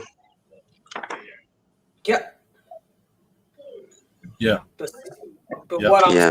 saying is the moral of the story, if you have to stay put, have those books or even take them with you if you have to bug out. And see, Yeah. me, because we get a lot of rainfall, all of my papers would have to be in some type of container in my bag that this waterproof or can't get too wet. Mhm. Either way it goes, you can call it global warming, whatever you want to call it. These weather patterns aren't going to get any better anytime soon, if they ever do. It's happening. They're gonna get worse. Yeah, I can guarantee you that. It's happening. No matter what Yeah. the name is, it's happening. yeah, it's happening. Yeah. Yeah. And you got to be just aware of your No matter what. surroundings. No matter what they can give Know where. Yep. I even tell people to get you, if you like me in the Pacific Northwest, have a good rain jacket that you could, or good foul weather jacket that you can sustain yourself long term out in the The environment. environment. I'm glad that big juicy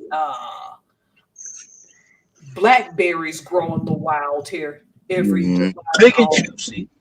Big and juicy, which reminds me, I get to go to a special place for you this fall that I've never been, Mr. Burns. Where's And that? I'm not telling you yet. It has to do with black. She's talking about rain barrels. Yeah. Texas, probably be careful about that. Some states, like here in Washington, it's illegal to let it be known that you're catching rainwater. Why is that? For some reason, it's illegal in the state of Washington. I looked it up because I was going to make soap with rainwater that I want to purify, but the state said, it's illegal to catch rainwater here. Really? Now, when times get desperate, people going to do it anyway. Of course, they're gonna do what they gotta do. Yeah. I'm gonna wash my ass. I don't give a Me too. damn. Just stick your butt out the window when it's raining. That's it. With a washcloth. The point Listen, is, as I'm not trying to scare y'all with these videos when I tell you stuff, but while they're entertaining you, that story was hidden off in a little corner and I saw it. And so they're already predicting that Florida, the Carolinas, and Louisiana might get some heavy hits this year. well, you mentioned the insurance companies. They all fled Florida and California. Oh, big time. Yeah, Yeah, they're washing their hands clean of it. Mr. Clean, Mr. Clean. Okay, and she brought that up. Let's have that conversation. People gotta stop acting as if the police are gonna come now every single time you call them. They ain't. We already knew in the hood. We already knew. See, that's what I'm saying. Yeah. You gotta. Back in the time, I will say this. Brandon, no offense, but everybody know ain't no police gonna come to no black neighborhood. No, they show up. They show up when it's time to When the scoop action body up. happen. When it settled down. Listen, When it settled down. Yeah. people have a false sense of security. Nobody's gonna Yeah, commit a very crime cool. in front of us. Nobody's gonna commit a crime. Nobody's gonna commit a crime in front of a cop. Okay. So like, So if something's gonna go down, you can't be hoping that the cops are gonna be there to come to rescue you at the moment. That ain't happening. they gonna come when they want to come. They gonna come when they zipping the body up in the black bag. Exactly. It's a done deal. So you gotta be prepared. You gotta have your head on a swivel when you're in the hood. And then then people's like us be like, well, where the hell was you at all this time ago? What took you so long? We're here to protect and to serve. Oh yeah? Oh, no, Protect you and serve who? What are you serving? No, Hot no, no, dogs? no, no. It depends. It depends. It depends on the neighborhood you live in. And I've lived in, I've worked in high end where they just say, "Hey, there's a fly on my soup," and the cops are there in 10 seconds. You know. Well, there's And I've some lived, truth to that because and there are I've lived neighborhoods. in. There are neighborhoods where you're more than likely will be pulled over than others. Oh, Are you talking about profiling? Absolutely. Oh, profiling. Yeah, that's a thing. I'm not gonna deny that one freaking bit. Yeah, You because know. okay, so in the wealthier neighborhoods, they know who everyone is. They know what cars they drive. They know everything about them. So when they see a car roll up in there, Yeah. they're gonna know that they're not from the neighborhood, and they're gonna pull them over like right away. When But in the I was hood, a teenager, all right. When I was a teenager, I don't live in Palm Beach. I just work there. All right. But when I was a teenager, there's a beach in Palm Beach. It's a public beach. Okay. Mhm. But you got to go. What we got is the Intercoastal Waterway, and that's kind of like the gateway between the rich and the poor. You know. right?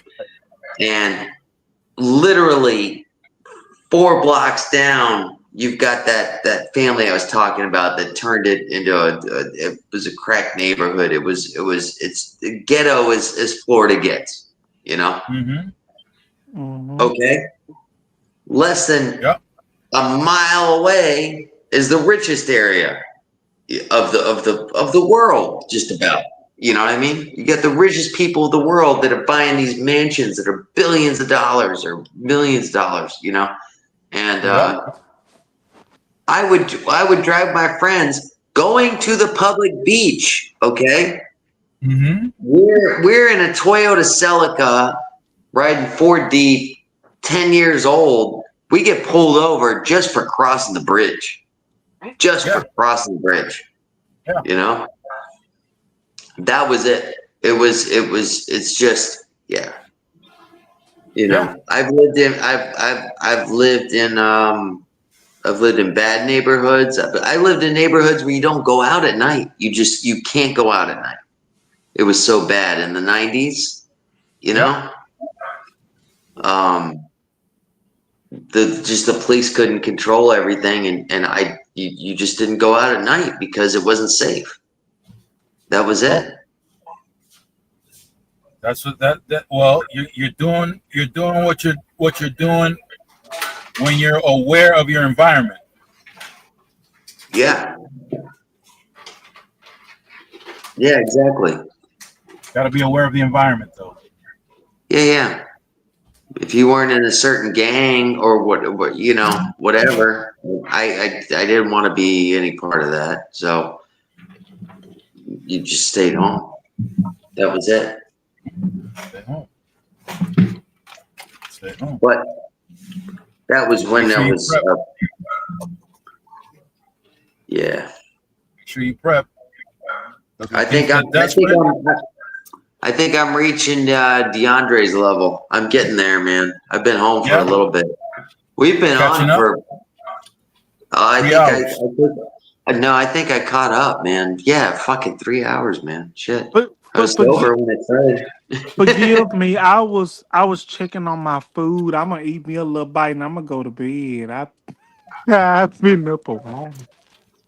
Hey, DeAndre, have a great night, man. It was good seeing you, man. Thank you. He had a toaster.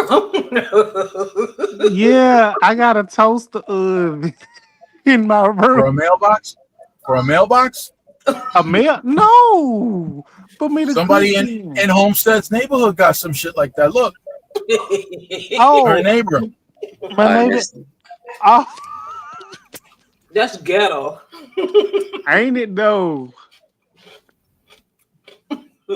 Well, you got to keep your mail somewhere. Well, yeah, you're right, DeAndre. Gotta put it keep somewhere. You got to keep it somewhere. Got to keep it somewhere. Yeah.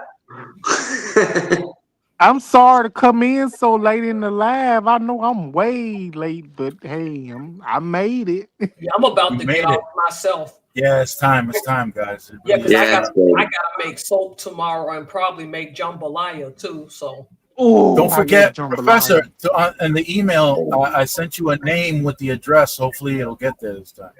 yeah, hopefully, because I sent you soap. That means somebody done stole that box. If you didn't get Somebody's bathing with that thing right now. Oh, damn. bathing free with my soap with their sneaky behind. That she made with her hard working hands. Sure did. Where my But pills?